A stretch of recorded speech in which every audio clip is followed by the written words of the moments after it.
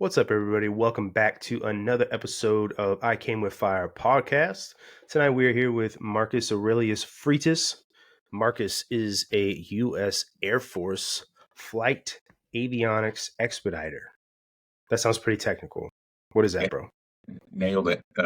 Last name's Freitas, not Freitas. Close though. Oh, my bad. Yeah. So avionics expediter, more or less. I'm in charge of all of the avionics maintainers. So managing the maintenance for the F-35 fleet that we have in our unit, and all avionics maintenance that occurs on the jets. Planning it, Gotcha. scheduling it, making sure it all happens, and we don't miss any flights. Got you. So are you guys kind of like maintainers in that you can jump around different air platforms and you'd be certified like on 16 and then like you go to another base where there aren't jets, maybe you're doing a different aircraft or? So, my understanding is the Air Force used to be kind of like that, and then they shredded everybody out. So, Okay. I originally was on the E8C JSTARS, which is a C2 ISR platform. And then when I Gotcha. came here, they treated me as if I had to research on everything. Got you. But it's pretty simple. Like all the wire maintenance, everything I'm already good at.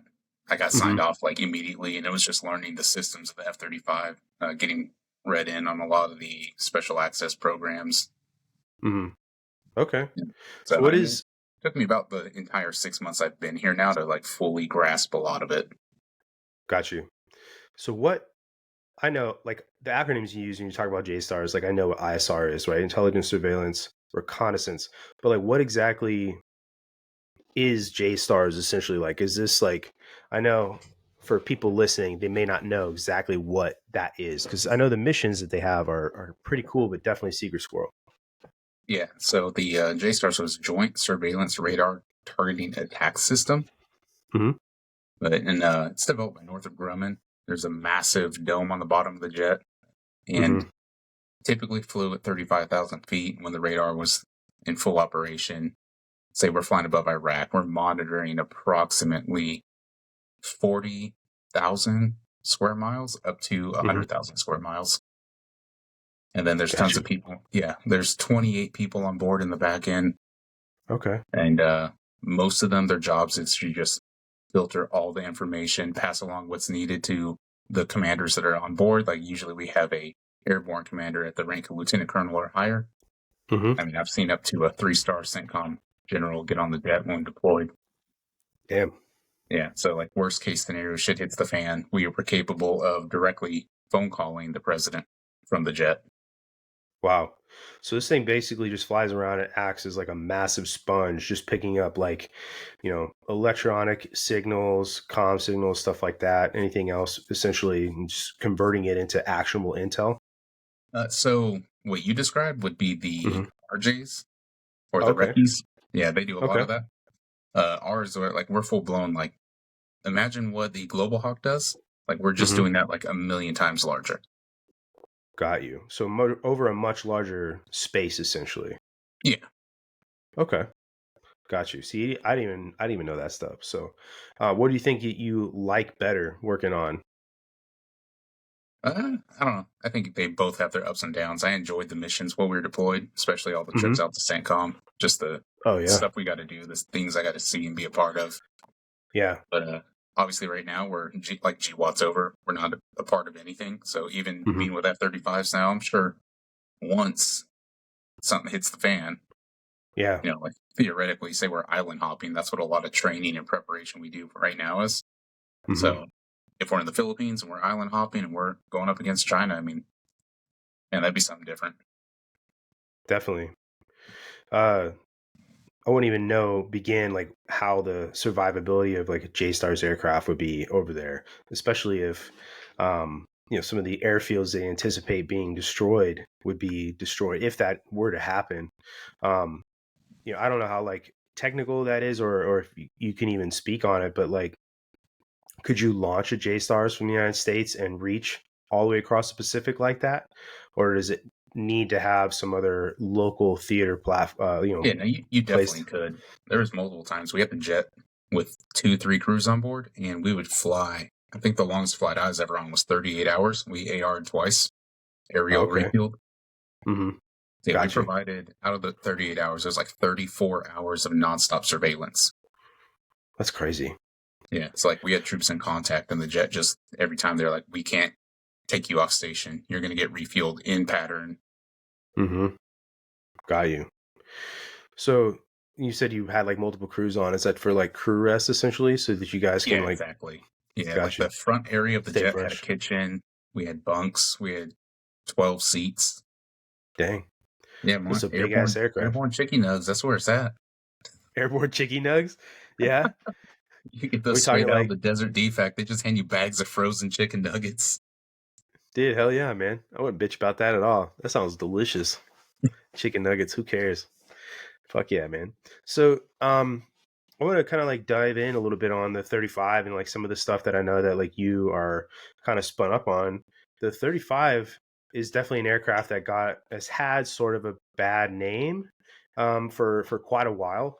And I know that there's a lot of misconceptions about dogfights and whether or not dogfights are even a legitimate thing anymore. But that the 35 essentially can't survive a dogfight. It's not all that it's cracked up to be. And so I know that that's not necessarily true at all, but I would love it if you could give a better explanation about why that's not true. And then, let's talk a little bit about some of these things that we have coming online uh, with the Air Force. Yeah, man. So, like, you say dogfighting. Like, I don't know why a lot of people anticipate or think the 35 is going to just, like, stand up to what the F-22 is capable of. Mm-hmm. So, obviously, that'd be like comparing a sniper to someone who's, like, in the octagon fucking fist fighting. Like, Right. that's the F-22. Like, they're up close and personal. But even then, It's a they're good still analogy. undetectable for the most Yeah. part. Yeah, the 35, like, we're talking straight up designed to just be a sniper. Like, you Mm-hmm. will not see them until you're already ejected from your jet or fucking dead. Yeah. So that's the whole purpose of it, is to take out all the enemies in the airspace without being detected, or by the time they detect you, it's already 100% too late. Got you. And then a lot of the stigma about it not being able to dogfight, like, man, we got our pilots pulling 9.5 Gs, outperforming the F-16s here in dogfighting. So, Mm-hmm. I mean, I think Yeah. that speaks to its own. Definitely. I think a lot of the misconception about like dogfighting, people hear the word jet and they immediately associate anything jet wise, like military aircraft, with dogfighting. Yeah. I think that is just kind of what people's brains jump to, and then absolutely the 22 and the 35 are way different. And one of the unique things about the 22 that is super cool is no one else has it. We won't share it with anybody, but the 35 is what they call the Joint Strike Fighter. So we have multiple countries that have the 35 and use them, and the 35 comes in multiple different like configurations, right? This is like the Navy has a version, Yeah. right? So what it's like 35, what A, B, and C, right? Yeah. So the Air Force, we use A models. The Marines are using B models, and the Navy has the C model, which the wings are a little bit bigger on the C model. And that's just so they can Okay. generate additional lift when coming off the carrier and coming in for landing. Okay. And realistically, though, the A models outperform the other ones just simply because they're a little bit lighter. Okay. Now, Marines hold less fuel because they do the vertical takeoff. They've got that extra fan that's in the front of the jet. It's got a drive shaft that goes straight to the engine. Mm-hmm.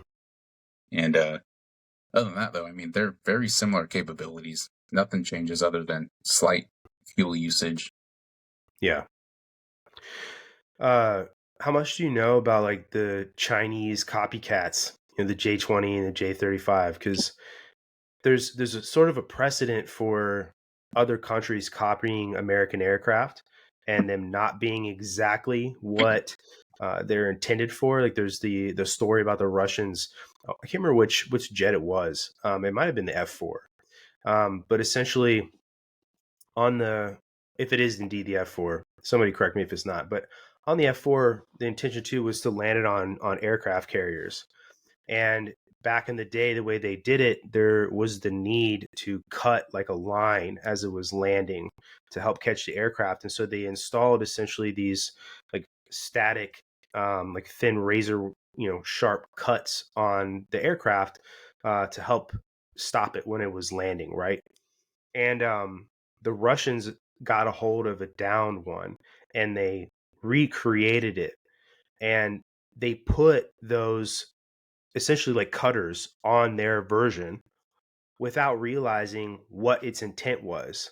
And so they just mimicked the way it looked physically so that they thought they were achieving different Mach speeds was what they thought that the purpose of that design was providing for the F4 was to help it reach Mach 2, I want to say. But in reality, it was for landing on an aircraft carrier. That, and when we got a hold of their version, it wasn't made in the same material. So it wouldn't have been, that's how they knew that it wouldn't do what was intended if they needed to land it like on an American aircraft carrier. It would actually have destroyed the plane. So they saw it as essentially just a design characteristic to help achieve a different speed, when in reality it was just meant for something technical with an aircraft carrier. So when I heard that, I thought that was pretty funny. First off, trying to reverse engineer something and not understand it. But I almost wonder how much of that is in with like the 35, the J35, the J20, those Chinese aircraft that definitely 100% look almost exactly like their American partners, right? Or whatever you want to say. Yeah. How much do you know if like difference wise, do you know if anything? So one thing I could say straight up is like our LO composites that are on the skin of the aircraft. Mm-hmm. That's probably one thing that stands out the most. The stuff we use is just night and day better than anything anybody else is using. Mm-hmm. And I mean, on top of that, like in reality, I mean, straight up, the Chinese have already obtained, I think it's like 95% of F-35 information from hacking us. So That's crazy. I don't know. I can't even say if that is or is not our most up-to-date information. So Mm-hmm. that's just what I've been told. Got you. That's really But shitty. even with that, I mean, they're not creating the same composites that we're using for the aircraft. They're not using the same materials in the paint on the skin, or low observable materials that go on every crevice of the jet. Like, I guarantee they're not Mm-hmm. getting all that perfect. For sure. So the paint has a lot to do with essentially lowering its radar signature as well. Is that what you're saying? Yeah, so that actually it has a lot to do with it, because there's a lot of different composites that are inside the paint that make it perform like Mm-hmm. such a low observable object. The Yeah. 22s are actually about to adopt the exact LO composite that's used on the 35. So on Okay. top of that, the 22s are going to be, they just got allocated $11 billion so that they can Mm-hmm. upgrade to the exact Block 4 system that the 35 is upgrading to. And So what? more or less the Mm-hmm. plan with that is the F-22 is going to become more or less like Gen 5.5 and like bridge into NGAD. Right. And GAD being Next Generation Air Dominance Fighter, right? That's what the acronym means. Yeah, correct. Okay. So the is it true that they destroyed all of the blueprints and schematics for the F-22 and that there's essentially no way to restart manufacturing them? So I don't think they destroyed the blueprints and all that, but all the machines and materials that like were used to make the F-22, that's all gone. So Damn. Lockheed got rid of all that. They brought in all the equipment necessary to start like all the manufacturing of the 35s. Okay. And they did that pretty rapidly once the 22's production got shut down. So like as of right now, yeah, it would cost more to restart the 22 program than it would to just proceed with the next generation air dominance fighter. Right. So there's really no need, essentially, or incentive to create more of the 22. You just focus on Gen 6, right? Yeah.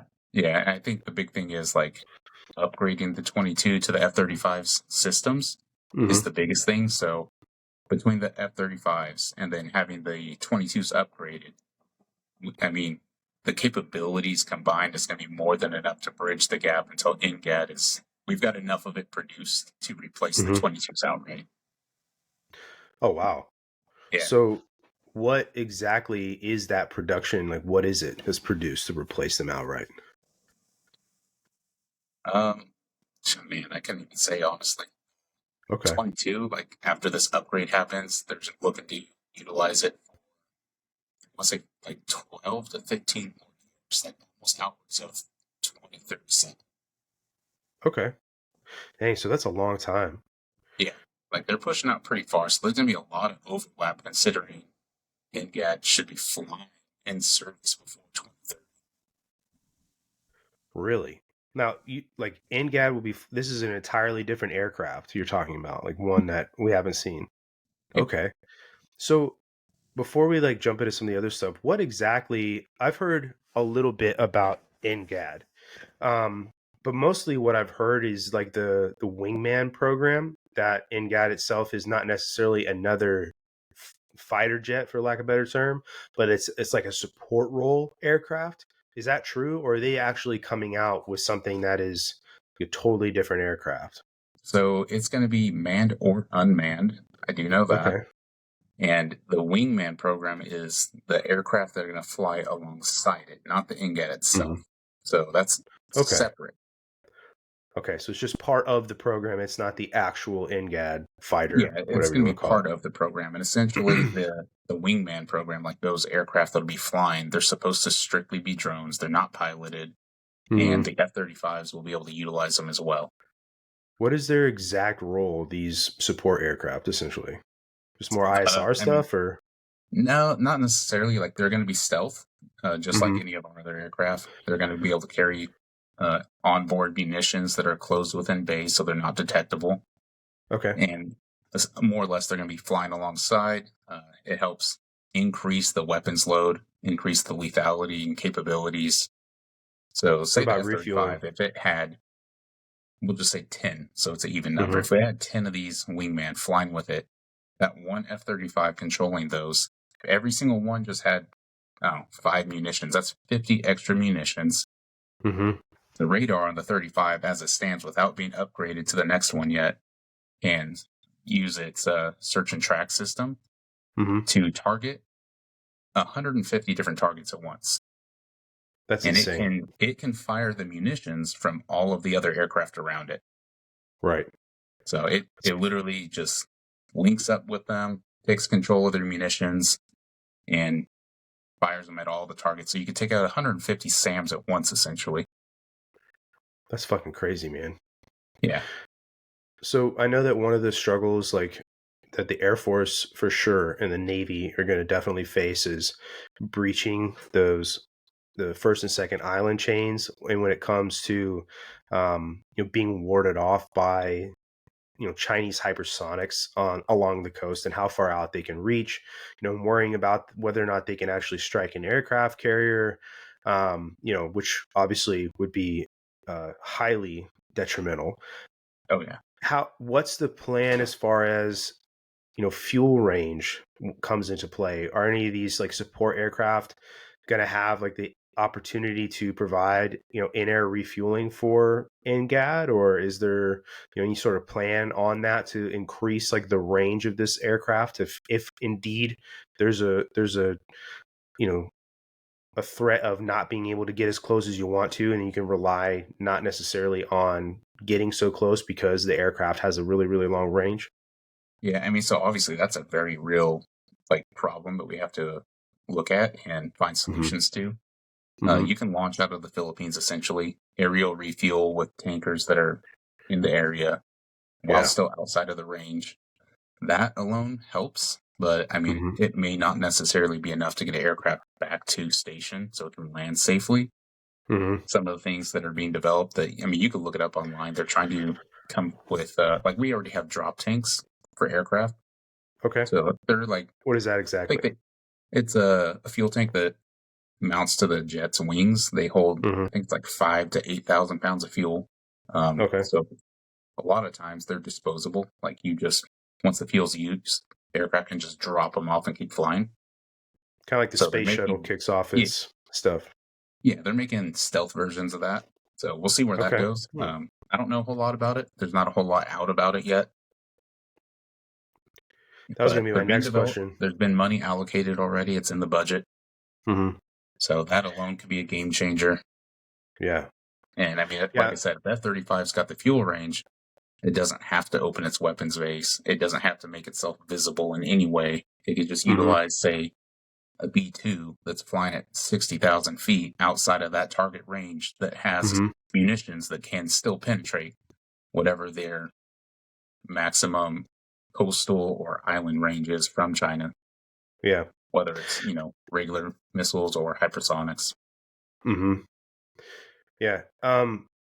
Is there, I don't know how much you know about like the B-21, the new stealth, but does that have the opportunity to be flown like manned or unmanned, or is that strictly a manned aircraft? To my knowledge, it's both. So, oh shit, okay. Like, I don't know, maybe there's going to be something where they're just like, this is catastrophic. We're not going to man it. We're just going to send it in and sacrifice it, take out some stuff. So the 35 feasibly, based on what you said, could control what the 21 does then? Yes. That's fucking crazy. Yeah.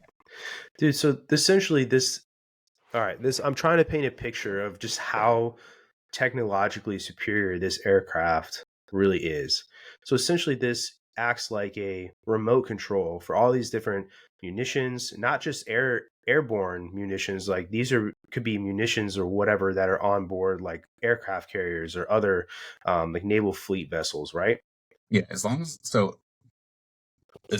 the technology exists on the munition, like GPS guidance or laser guidance, and the F-35 can link to it, it can 100% control where that's going. Could it crack an enemy's like GPS, right, or whatever radar seeking technology on a missile or another aircraft and sort of act like a parasite and re-divert it somewhere else? So not necessarily, but the radar that's like our radar in the nose of the jet, it's strong enough to jam everything. So, missiles, anything coming at it can be jammed enough to the point where it's rendered ineffective. Got you. That's pretty crazy. Yeah, and I mean, it's going to get upgraded to the new one, the AN/APG 85. So, I mean, that thing's going to be insanely capable. And this is the new type of radar you're talking about. Yeah. So how much of the Block 4 upgrades are you able to like discuss? Like what's available open source that anybody could go find? Yeah, I mean, so you can straight look up a lot of this online. The DAS system's going to be upgraded, which is what's that? Digital aperture sensors. I mean, they allow 360-degree visibility for the pilot directly linked to their helmet. So the pilot looks to the side, they can look through the wing, and it just gives them such great situational awareness. But that system's also tied into all of the processing for the jet. So it allows 360-degree infrared search and track. So you can't sneak up on the jet. It's got eyes in the back of its head. It'll see you coming from any angle, any direction. And even if you're coming up from behind the jet, you can, like some of the air-to-air munitions we have, you can shoot them straight forward, and they will flip a U-turn and go straight behind the jet and hit what's coming behind it. That's badass. Yeah, it's pretty impressive. And like you were talking about, like obviously the denial area from the first island chain or whatever. Like we're developing munitions that can penetrate that without entering it. Because obviously that's our problem. We got to fix that problem. Yeah. Are you talking about munitions that are... What was that? Go ahead. No, go ahead. Like China's boasting all these hypersonics that they have, and like obviously Russia's is just a freaking 1980s missile. There's nothing. The Kinzhal is not a true hypersonic. Yeah, no, not to the way. It's not a scramjet engine like what the United States is trying to develop. Yeah, for sure. Yeah, it's like the 185 Alpha. There's not a whole lot of information on it. It's been designed to be able to fit inside a 35. So there's that. I mean, you can find that on the internet. The disclose. Is this an air-to-air or like air-to-ground? What's the intent? Technically, it could be air-to-air or it could be air-to-ground. Okay. And, I mean, open source on the internet, you can find what's been disclosed is it exceeds 15,000 miles per hour. That's incredible. Yeah. So hypersonic is 5,000 or greater, right? Yeah. Well, Mach 5 or greater. So Mach 5 or greater. 750 times 5. Okay. But yeah. So, I mean, if you really think about it, like anything throughout the US's history, when we disclose information and it just says like up to this or more, generally we're Yeah. underselling it. Yeah. Yeah. Can't give Which, away the farm. yeah, kind of like the F-35. I feel like it's insanely undersold. If it Yes. truly was a turd, like, everything on the internet tries to boast, why Hmm. would we have so many partner nations just like diving headfirst into this program? Hmm. Yeah. No, exactly. I remember when they first became operational and just all the online chatter, like I was trying to say before, was that it's not a very good aircraft and that it's a dud and that they wasted all this money on it, etc. Which over time I also learned that this isn't the final version of this. I've not yet reached my final form, right? Oh That yeah, there's all these different upgrades and things that are intended in the future for it, and that we're now kind of seeing the fruits of all of that come to fruition, like a better word, right? yeah. And that I the mean, by 35 is sort design, of reaching its potential, right? yeah. I mean, by design, 100%. They had it in mind that Hmm. it is going to be upgradable to all the new technology that as it comes out and becomes available, for the next 50 years out. And the whole it sucks at dogfighting thing, like Hmm. they were we have nodes that mount to the bottom of the jet that Hmm. make its radar return signature larger than an F-15's. It's like we were Right. giving it a disadvantage on purpose. We were putting Hmm. it in the air first and sending up the aggressors after. Yeah. So we put our test pilots and our pilots in training in the hardest situations possible. Hmm. And now today, like, regardless of how hard that situation is, they're still coming out on top. Like our F-16 pilots that come down, these are ace pilots. They've been flying the 16 for 20 years. They come down, they're like, yeah, man, all we do is go up to get murdered. It's not even a competition. Crazy. And like, these are pilots fresh out of the academy. Right. So they're super green. Oh, yeah. There's another thing that I think is a stark difference between United States and the Chinese is from everything I've learned, American pilots train to a much higher standard, just purely based on the capability that we have, to keep aircraft in the sky and turn over pilots and stuff like that. Is that true? Oh, yeah, dude. Like, even our partner nations that get a lot of seat time, their seat Hmm. time's like at most 40% of what our pilots get. So our pilots Got are you. in seat a lot more. They're constantly flying, getting all that training in. Hmm. And then you have things like, I mean, people, I guess, on the internet that don't know the Air Force, Red Flag is an event Hmm. at Nellis. We also hold it up in Alaska. So Alaska and Las Vegas. It's like the biggest coalition competition of air power. So we have all our Okay. partner nations come in, and it's just simulated war games. Got you. And our adversaries, they're not doing that. Yeah. And when we Yeah. do these They. war games, like we're putting ourselves in situations where, like, what is the worst case scenario that could Mhm. possibly happen against China? Let's do that. Let's see how we perform. Right. Yeah. No, you see a lot. Well, I shouldn't say a lot, but you see more often. The Chinese are in joint exercises with the Russians or Iranians, or maybe even the Indian military, even though they have a lot of issues. Yeah. And it always just makes me laugh because there's probably not the level of coordination going on that the United States and the UK or France or Germany is able to establish with one another in order to, yield a beneficial outcome that actually, enhances our capabilities. I mean, I can imagine it's going to be insanely difficult. Hmm. They're not speaking the same language. So if their pilots are communicating in the air, I guess they're all bilingual. I find that hard to believe. That would make things insane. Yeah, I mean, they could. One thing I have learned, especially from my time living in Europe, is that most Europeans speak English essentially not to communicate with Americans visiting, but to communicate to one another. It's sort of the like conduit language. So, like for example, I was at a hotel in Germany. And this is the first time I really noticed this, and there were some Italians checking into the hotel in Germany before us. and they spoke to the German who was running the hotel in English, and she spoke back to them in English, and that's how they were communicating, because obviously, they don't speak German and they don't speak Italian. So maybe, perhaps, I don't know if the Chinese are speaking English to the Russians, but that really wouldn't make a lot of sense either. To I'm sure that we're doing a lot of things to try and listen in and snoop on those exercises, but they could, I guess, be speaking a language like that. But yeah. Yeah, I mean, honestly, I doubt it. But like you said, yeah, all our partner nations, they communicate to each other in English and obviously with us in English. Yeah. Kind of same situation like when I was in Rota, Spain. Mm-hmm. All the Spaniards spoke English. There was Italians that showed up. They spoke English with the Spaniards. Germans were speaking English with the Italians and the Spaniards. And then, like, when they talk to each other, they speak their native tongues, but in communicating with everybody else, all the partners, it's always in English. Yeah. And then I could say without a doubt, like, we've been intercepted in the East China Sea while on board doing surveillance in international airspace above international waters. And when the Chinese intercept us, they do not speak English to us. Like, there's like 5 to 6 broken words that we hardly understand. Yeah. And then you don't understand the rest. Right. And our pilots are, extremely good.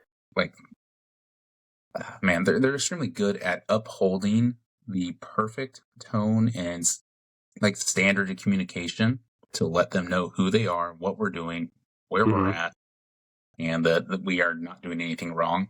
And typically, all the experiences I had, the Chinese would just bug out. In the events where they didn't, there's a couple times where we had F-22 escorts. They're flying like 20,000 feet above us. And you would see these, like J-20s staring at us, like looking out the side of their jet. We're making eye contact. And then the 22s, we just hear them come over comms like, all right, boys, we're going to drop down. And as soon as they level off with the J-20, these dudes just dip. Like, they shit their pants and dip. They probably didn't even know they were there. Yeah, absolutely clueless. That's fucking awesome, dude. Yeah, like, I can tell you flat out, like, when they're flying with us as an escort, I look at our systems like they're not on our radar. Yeah. Dude, that's pretty incredible. I've seen some of those videos of being intercepted by like Chinese aircraft, and you seen that one where the Chinese guy like meows at the American pilot? Yeah, that one cracks me up. yeah. But I've actually been on comms when they did that to us. Like, literally just meow at us. meow They at you? flip it. Yeah, they meow at you. They flip you off, and then they just like bank. They're out. I'm like, all right, That's that it, was dude. weird. Yeah, I'm so scared. I'm never coming back at all. I don't want to get a finger again. Yeah. So when I've seen before, like we've the 35 has had interactions with other like with Chinese jets. Are they in the area letting them know they're there? They're not there, trying to be stealth essentially and then get caught? Or, do you get what I'm saying? Like, are they? Yeah. Okay, they're in a So, configuration where they could get detected. yes. So that's what's happened. Like, all the times that I'm aware of, that's exactly what's happened. Yeah. I know recently that case in the, I think it was the Red Sea, like Iran was boasting, oh, we saw the 35s in the airspace. Yeah, of course you saw us. We were letting you see us. And then, I mean, some food for thought too is that's some bitch shit. Stealth aircraft, they are detectable at a very low frequency using low band radars. Yeah. Only problem is no targeting system functions with a low band. So even if you use that to find something in the airspace, you still cannot target it. You're still useless and hopeless against it. So the low band frequency, like you're talking about, is, you said nothing exists that uses that to target. Yeah, Is that all because it just targeting hasn't been systems need a developed? higher band frequency.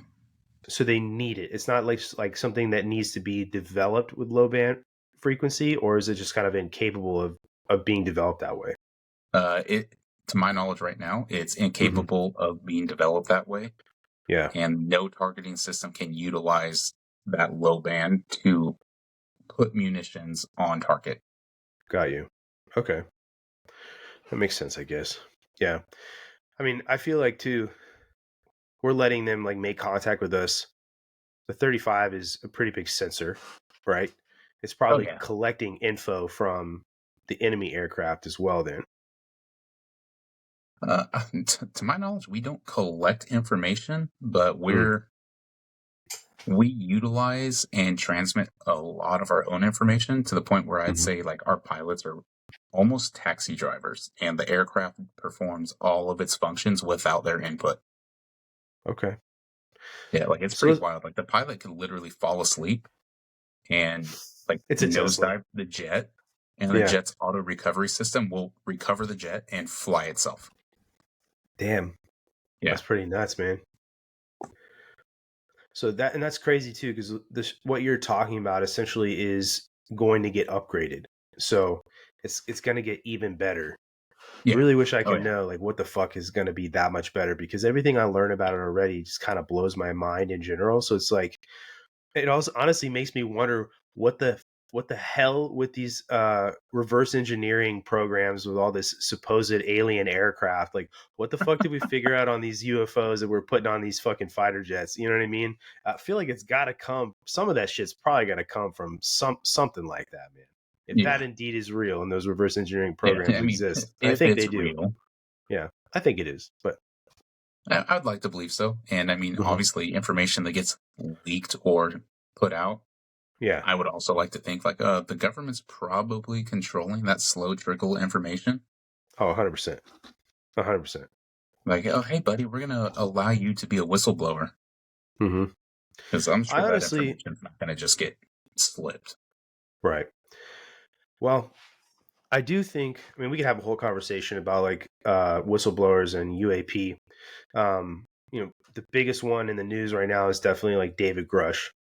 Oh From yeah, everything I've listened to him, I do feel like that he is an honest whistleblower, that somebody was investigating some of these special access programs and then decided that, he's, as he says, the American people need to know about it. And there's a lot more. And I have seen a lot too recently. There's a lot of politicians who've been read in on a lot of this stuff. And most recently, something I heard Tucker Carlson talking about, where he essentially was saying that he had learned something that he hadn't even told his wife about, that was so terrifying that it was giving him like trouble sleeping. I really want to know what the hell that is. And if something is that terrifying that you're keeping it to yourself, I feel like we should all know. And I know that it could just cause absolute pandemonium. But if you're talking about something like that, to me, it's got to mean, you know, potentially the entire eradication of the human species or something like that, or all this scary ass conspiracy theory reptilian shit is actually real and we're all just food for fucking giant lizards or something. um but no, I mean, like, I do think that there are reverse engineering programs. And there's a lot of people that have come out as well. I know Bob Lazar is a big one. There's some issues with like Bob's credibility, and especially yeah, when he's talked about like his own like, what's the word I'm looking for here, his own accolades and what he's earned and where he went to school and stuff like that. That's been called into question before. But there are a lot of things he said that have come out and shown to be true, which he really wouldn't have had any other way of knowing if, unless he had access to those things. So, but it makes me wonder what is on those craft that we have been able to reverse engineer and made its way on there, because I can't conceive what that would be, because everything I learn about the 35 and the upgrades that are open source, it's wild. So to understand, it's like a caveman learning about a calculator. Like, he had no way to conceptualize what that means. And sure, I yeah, would call myself a caveman, and I'm not that good with a TI-83. You know what I mean? Maybe I was back in algebra 2 in high school, but one of the things that jump back to what you were talking about before with these hypersonics, um, how much do you know? Like, is the intent for? I know that NGAD isn't intended to be like a hypersonic aircraft, right? But I think it is. no way, for real. I want to say, as of recently, I had read some information that stated their goal is for it to be hypersonic. Okay, so, oh man, how much do you like know about hypersonic engines? So, I mean, I was recently in Georgia. There's a program with a company up in Atlanta that is currently testing a hypersonic aircraft. They just recently did taxi tests, so pretty soon they're going to be doing takeoff and landing, and then after that it's going to be, breaking certain speed barriers and still landing and successfully reusing it. What company is that? I just want to look it up. Oh man, I can't remember the name of the company. Is this for intended for military use, or is it for like commercial use? No, to my knowledge, it's going to be military use. Like the Air Force has actually funded them through a good portion of what they're doing. Okay. Yeah. So I know, like,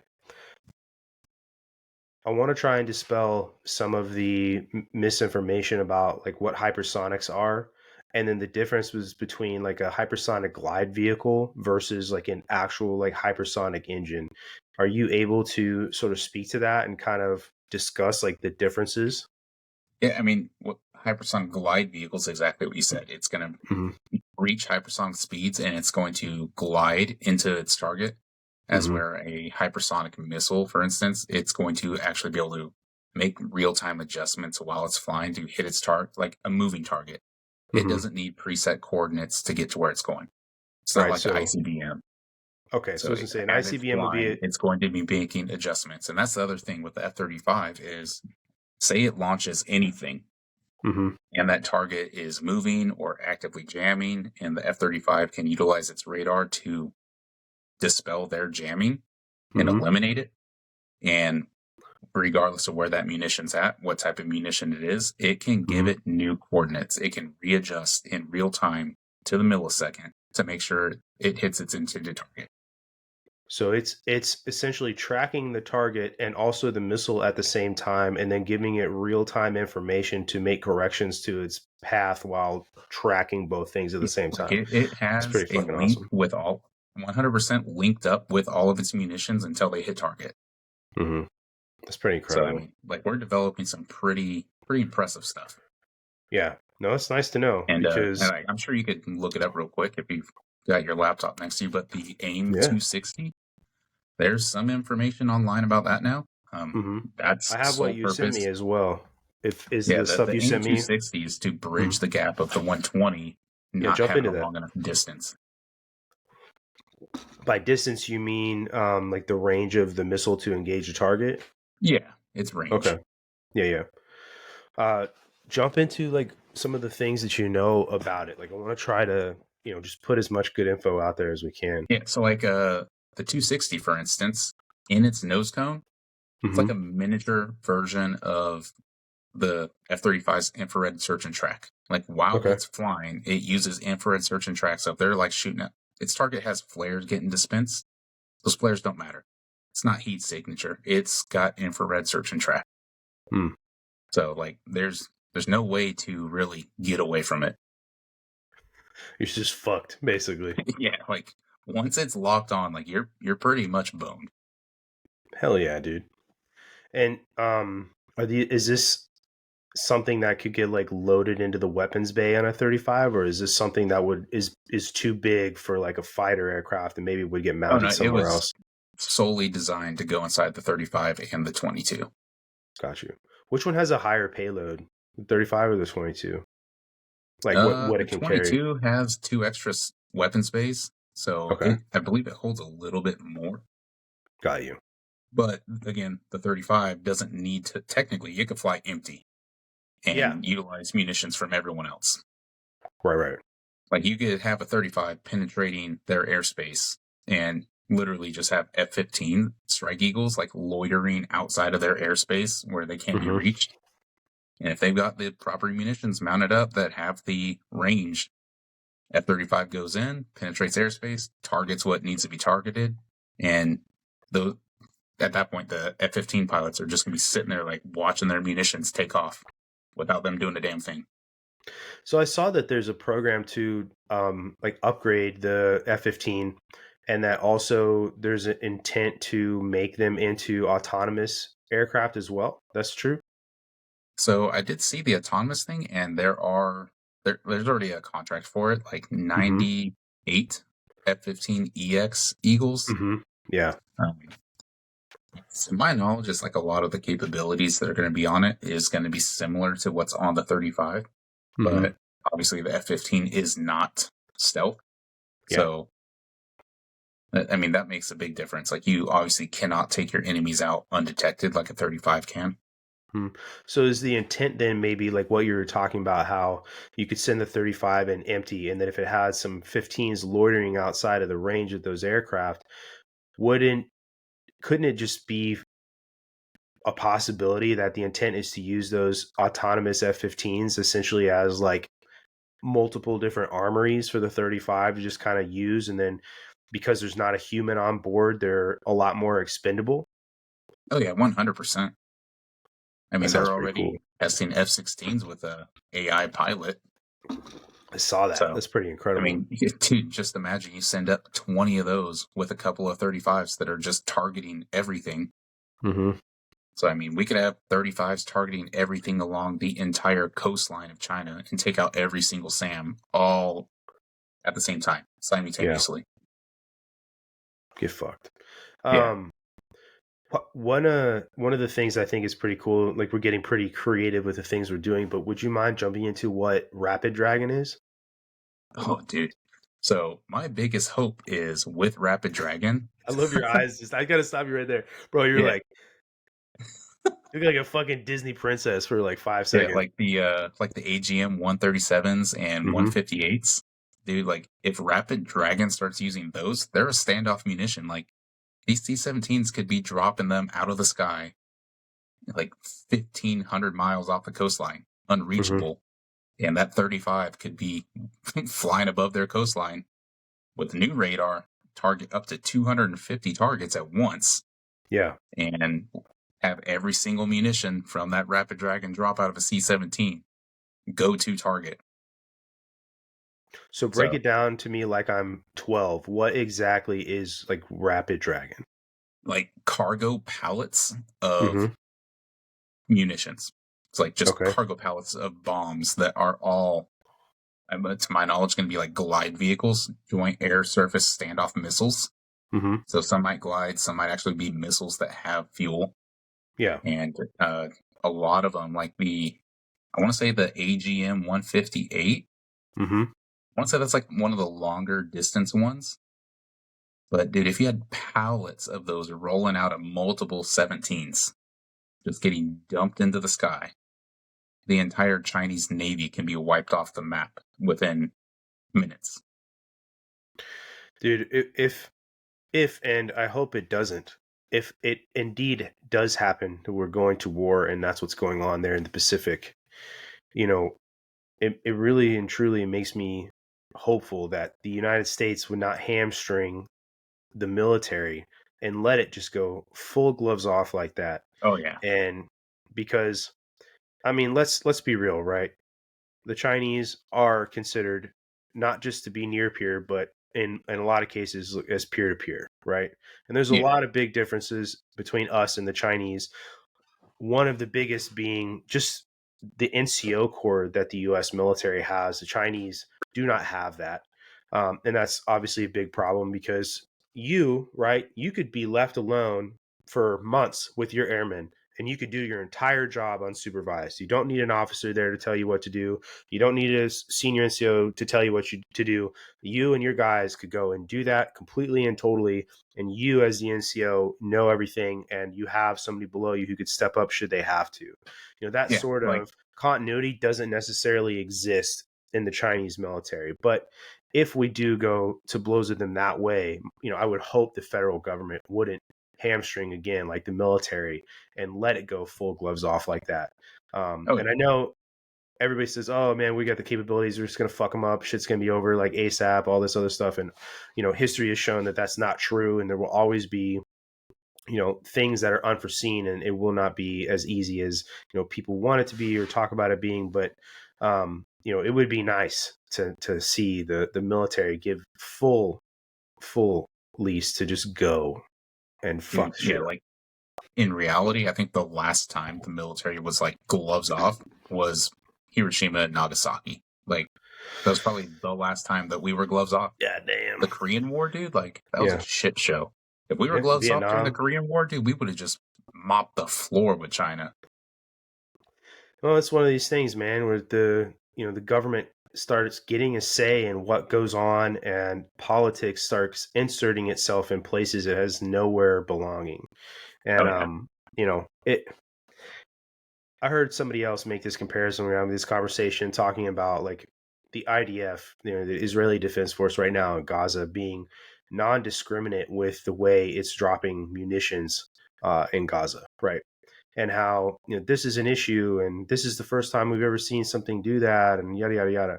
What's not right? The UK and Dresden bombing during World War II was really indiscriminate and killed a lot of civilians too. Oh And yeah. I'm not advocating for indiscriminate bombing, of civilians like at all. And in today's day and age, we have, as you've been describing, highly capable missiles, to go places we really want them to go, to try and limit the amount of collateral damage that actually happens. But in war, there are certain things that are going to happen that are beyond your control. And when you're talking about that arena, man is going to do what man is going to do, essentially, to win. And so that's why things like that happen. But anyway, it would be pretty terrifying thing. But hearing you talk about the shit that we've got on deck that's not even operational yet is inspiring. Let's put it that Yeah. way. I So mean, not operational. Yeah. yeah. Yeah, exactly. So one thing, like, how much do you know about like what the Chinese have that is considered like hypersonic? I know that they have like the Dongfeng 17. That one is considered their like ground to ship, like anti carrier strike group, missile, Yeah. right? That one's considered hypersonic. Whether or not it can, what is hypersonic? I shouldn't say it's considered hypersonic. Whether or Oh not it yeah. can hit a moving carrier from the distance that it intended, is yet to be seen. But what were you going to say before I said that? Yeah, I was gonna say, so like we do have confirmed information of its range. Mm-hmm. What we don't have confirmed is, like you said, can it hit a moving target? That we don't know, but Mm-hmm. with it being hypersonic for like confirmed and its range confirmed, Mm-hmm. there would be that huge risk. I think the biggest thing is like how fast can our strike group move? Yeah. I know there is disclosed information of like I think it's like 35 to 40 knots. Mm-hmm. I've got friends in the Navy that are like, oh, dude, yeah, that's just disclosed information. Just like your aircraft, your disclosed top speeds. Mm-hmm. So hypothetically, maybe we can move at 50 knots. Is that enough to get out of the way in time? I don't know. Yeah. Yeah. I mean, it's hard to speed up an aircraft carrier. You know what I mean? Yeah. Um, do you know what? I could look it up real quick, but do you know off the top of your head those sailors that recently got in trouble for selling secrets to the Chinese? Do you know what secrets they were selling? So Here, we'll look the that only up. thing I'm aware of is some radar information Mm-hmm. that is utilized on board of our strike groups, like Right. ships that we have. And Right. I can tell you flat out, like one of them only got paid $10,000. Yeah. Like, not worth it, dude. Dude, in no way, shape, or form is that worth it. I want to say, so you got 2 years in prison, which I think is light as fuck. This dude should be in Yeah. jail for the rest of his fucking life. I'll just read you. This is a clip from Stars and Stripes newspaper, and for everybody who doesn't know, this is like the newspaper sold on base, right? It Yeah. says the information Zhao sold included plans for a major exercise in the Pacific, a dozen photographs of computer screens showing operational orders of military training exercises, and several photographs of diagrams and blueprints of a radar system at U.S. base in Okinawa, Japan, according to court documents. So yeah, so exercise info, which is whatever, you know what I mean? Yeah. Obviously, it's a big deal because you practice how you play, right? We always say that. But the radar systems, yeah, man, dude, fucking 2 years in jail, dog. Nah, should be a lot worse than that. You're doing shit like that. Yeah. Pretty Flip side, crazy. Seems maybe pretty this is lenient. a good reason to push with, hey, they have our radar system information. Time to upgrade it. Fork out the money. Mm-hmm. Yeah, Don't let them know what we have. absolutely.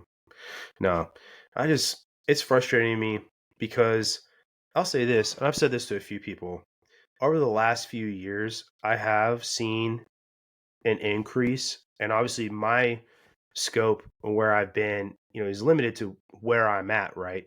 And it could be, different, but I've known two different installations that I've been stationed at over the last couple years, an increase in like Chinese airmen, and that causes concern for me because it's not like a lot of these kids that I've seen are like, born in the United States are just of Chinese descent. Like these are actual kids who are Chinese, and they're in the U.S. military, whether it's for citizenship or what. But knowing something like that happened, these U.S. sailors, not to mention, just how I guess easy it would be to get somebody into, the U.S. military, just because of how open we are, right? Oh yeah. To spy and provide information. I'm sure there is. I would hope there is, but there's some sort of safeguard saying like, okay, yeah, you can come in, but you're not going to be, an intel analyst, or you're not going to be working on space systems or whatever. I don't know. I would hope, um, you know, the military is meant to be discriminate. So, if, you're upset about what I said, I don't care. The military is inherently discriminate, but um, I don't know, man. I feel like I've seen an influx of or higher influx of like Chinese airmen. Would you say you've seen the same thing or?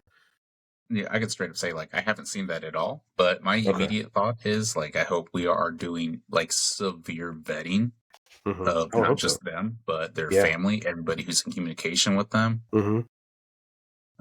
Yeah, and like you said, like until there's like 100% without a doubt proof that they're not potentially a spy, Mm-hmm. yeah, you're not going to be on PRP programs. You're not going to be dealing with nukes, intel.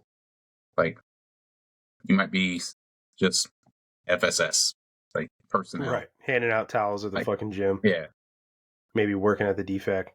Yeah. No. Zach, obviously, is a recruiter and has been for the past couple years, but he yeah, was telling me that there is an extreme vetting process for people that not just like of Chinese descent, or if they're maybe trying to earn their citizenship. There's other countries too that we are weary of, right? If you're Iranian trying to become an American citizen, so there's yeah, an extreme. He said there is an extreme vetting process.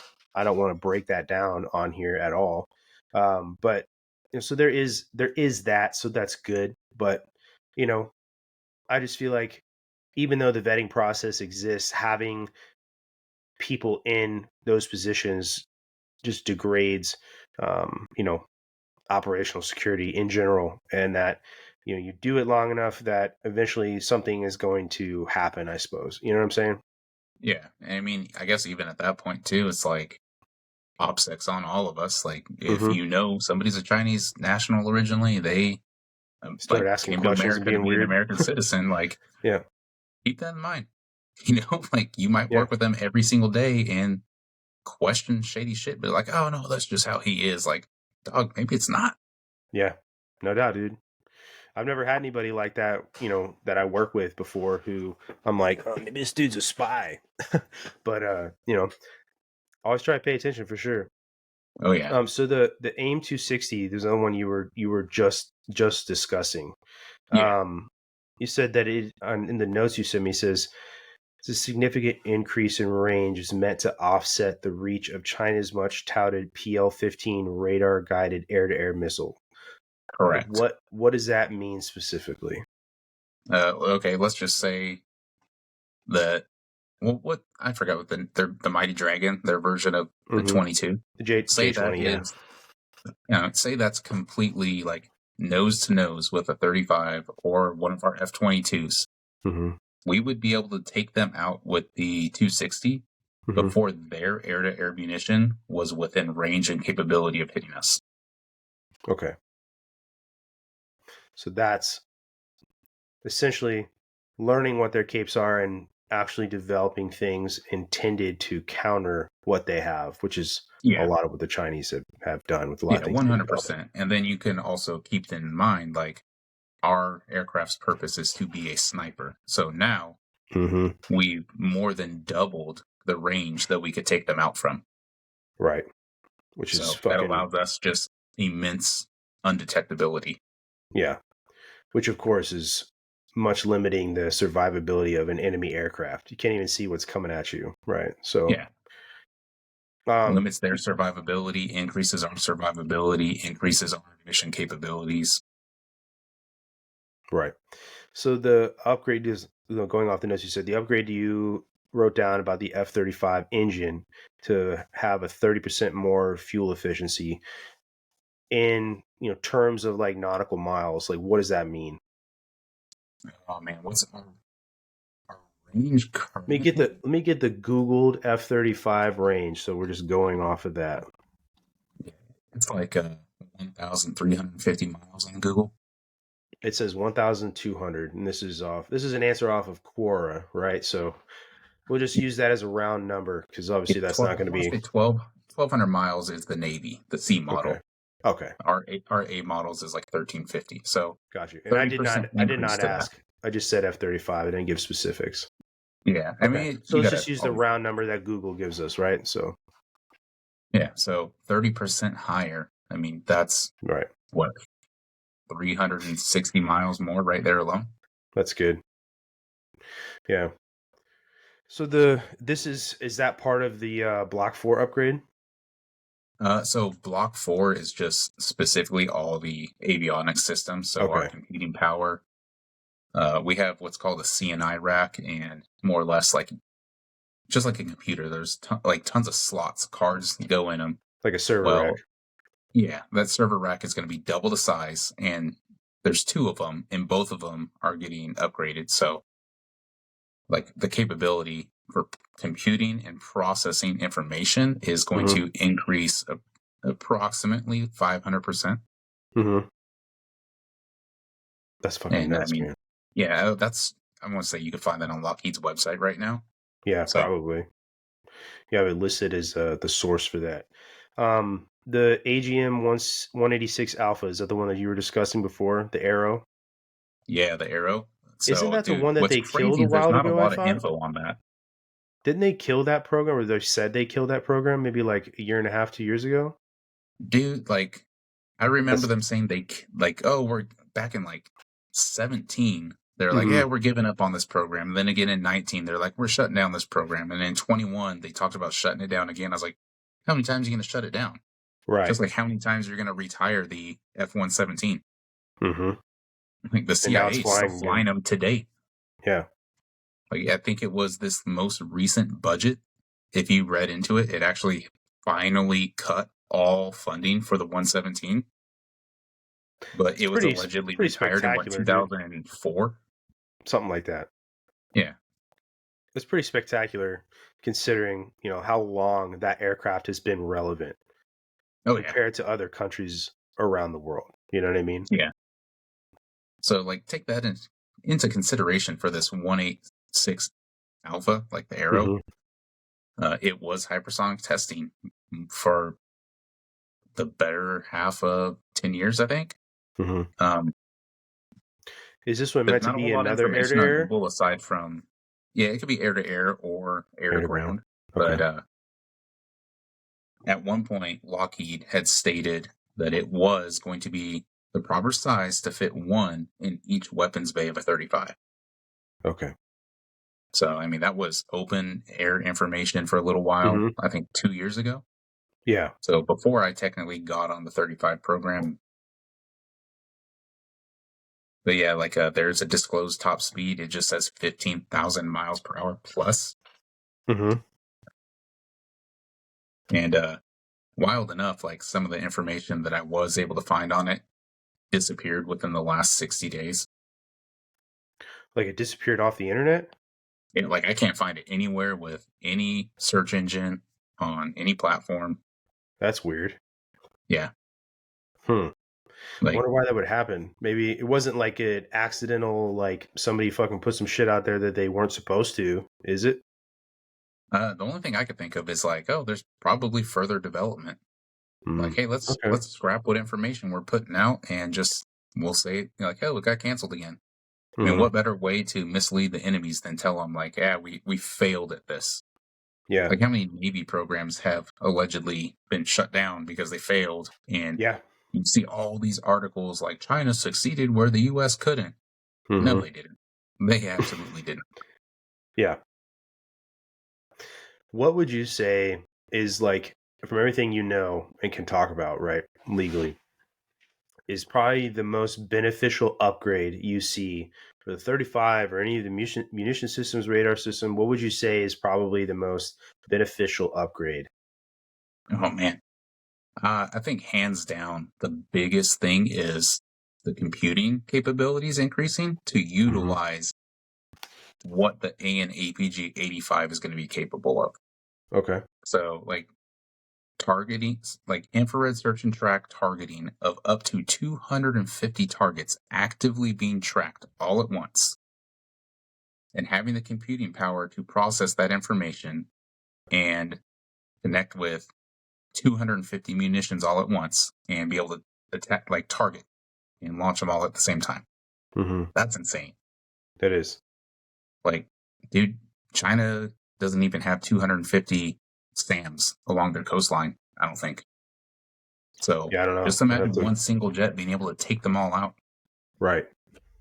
Let's see. How many SAM sites does China have? Let's see what Google says, right? Yeah, it says right here. Yeah. The countries with the most containing the most SAM sites. Let's see. China says 108. That's what it says. Surface to air SAM sites. So, like, imagine one Weirdly, singular it says jet just mopping the floor with you. Right. It says Egypt has the most with 357. That's kind of fucking nuts. What the fuck? I was not expecting to see them on there. You know what I mean? Maybe they're a little more worried about Israel than we think. Yeah, no doubt, dude. That's got to factor into their thinking for sure. Just flood them with fucking missiles. But what are some of their, like, so that right there, what you just said, flooding with missiles? Air saturation, like, that's actually a big thing. Like, that 100% part of the mission and scope of capabilities is just being able to have enough aircraft in the air to completely saturate the air with so many missiles. And again, like you brought up Rapid Dragon, that combined with other aircraft in the air, put more in the air than they're capable of knocking down so that every intended target is still hit. So essentially, like, making it impossible to defend. Real. Yeah. Okay. Like, that is a very real capability. And at the same time, though, like, that's also China's goal. Air saturation, we're trying to take out a strike group, which is why we want to be able to do this without going within that range. Like, their area of denial, we don't want to have to even access it. Yeah. Except for by putting in a couple of stealth aircraft. Like, oh, cool, guys, you got your area of denial here. Fun fact, we're already in it with a couple jets you don't even see, and we're about to knock out everything you fucking have all at once. But again, hypothetically, that's if the gloves are off. Who knows? They might just, some fucking congressmen and senators might devise some plan with the president and be like, yeah, we just want to, maybe give them a little taste. And then who knows? They retaliate with fucking nukes. Like, hey guys, you fucked up. Now we're screwed. Yeah, hey Bob, me and Jim just got back from lunch where we stuck our finger in each other's asses and we came up with this idea. We're not going to do what we probably should do, and we're going to go like at quarter speed, and we're going to create a bunch of issues down the road for everybody involved so that when the time comes where we have to reap what we sow, we're going to use the only thing we have left, which is a sledgehammer. Yeah, exactly. Yeah, sounds about right. So what characteristics with the APG-85 like are probably the most what's the word I'm looking for here? Like I keep saying beneficial, but like which one? Some of these characteristics are the most useful for a Pacific conflict? Man, so most useful, I think, would be jamming. Okay. Not only does it do all this tracking and targeting, but it can jam SAMs. It can jam air-to-air missiles, air-to-ground missiles. It can jam everything. If it uses any form of radar, it can jam the absolute dog shit out of it to where it's rendered useless. So I'm genuinely kind of ignorant on a lot of this and how it works. The fact that one of these SAMs is like the DF-17, right, is moving at hypersonic speed, does that affect its capability to jam its signal, like the speed at which? Not, I mean, I feel like no. no, not at all. Like Okay. once those radio waves are in the air to jam the signal, like Mm-hmm. speed's irrelevant. It's still getting jammed. It's going to lose its target. Okay. So at that point, it's just going to be a glide vehicle. Okay. Yeah, and just land wherever the fuck it's gonna end up landing. Yeah. So you know how like you can there's certain like guns, right, that you have to you can point. I use guns, but like for drones, if there's one in the air, you can point, drone buster at it, and you can kind of guide it down to like wherever you want it to land, so you can collect it. Is there Yeah. something like capability wise similar to that with like some of these radar jamming techniques where like you could knock it off course and like make it land at these coordinates specifically where it doesn't have to worry about hitting anything that we don't want it to hit? I mean, so I would like to say that capability exists, but then you Mm-hmm. got to factor in like our flight time, the trajectory of the aircraft, and the radar. Mm-hmm. So Okay. you don't want to be like, say, focused in going this way when there's other targets out here. Mm-hmm. Got you. So Makes sense. more or less, it's just jam it, get it dropped, make it useless, and Mm-hmm. press on to Got everything you. else. Makes sense. And the Um, other thing that like open information, it doesn't say truly, but it kind of leaves the idea out there to be creative and like wonder, but it does state that they can jam multiple things at once. mhm. So use your imagination. Like, if it could target 250 things at once, I wonder how many it can jam at once. I mean, logic would say if targeting and jamming are one coin and they're just sides on two different sides on the same coin, that you would at least be able to jam 250 things if you can target 250 things. I mean, Yeah, possibly. my non fucking engineer, brain trying to make logical sense of all this stuff, Yeah, and that's just what is, open source, right? yeah, exactly. Um, That's pretty crazy, man. So see here too, you said that according to the production plan 35, acquired by Poland, Belgium, and Finland will all have the new Block 4 upgrade. Oh yeah, like we're hooking the homies up. We Yeah. don't want to be the only ones that are capable of doing all this. Okay. So they're Yeah, getting the exact same shit. Like it's not like where we're like, okay, well here's 80% of it, and this last 20% that's like super Gucci, we're keeping for ourselves.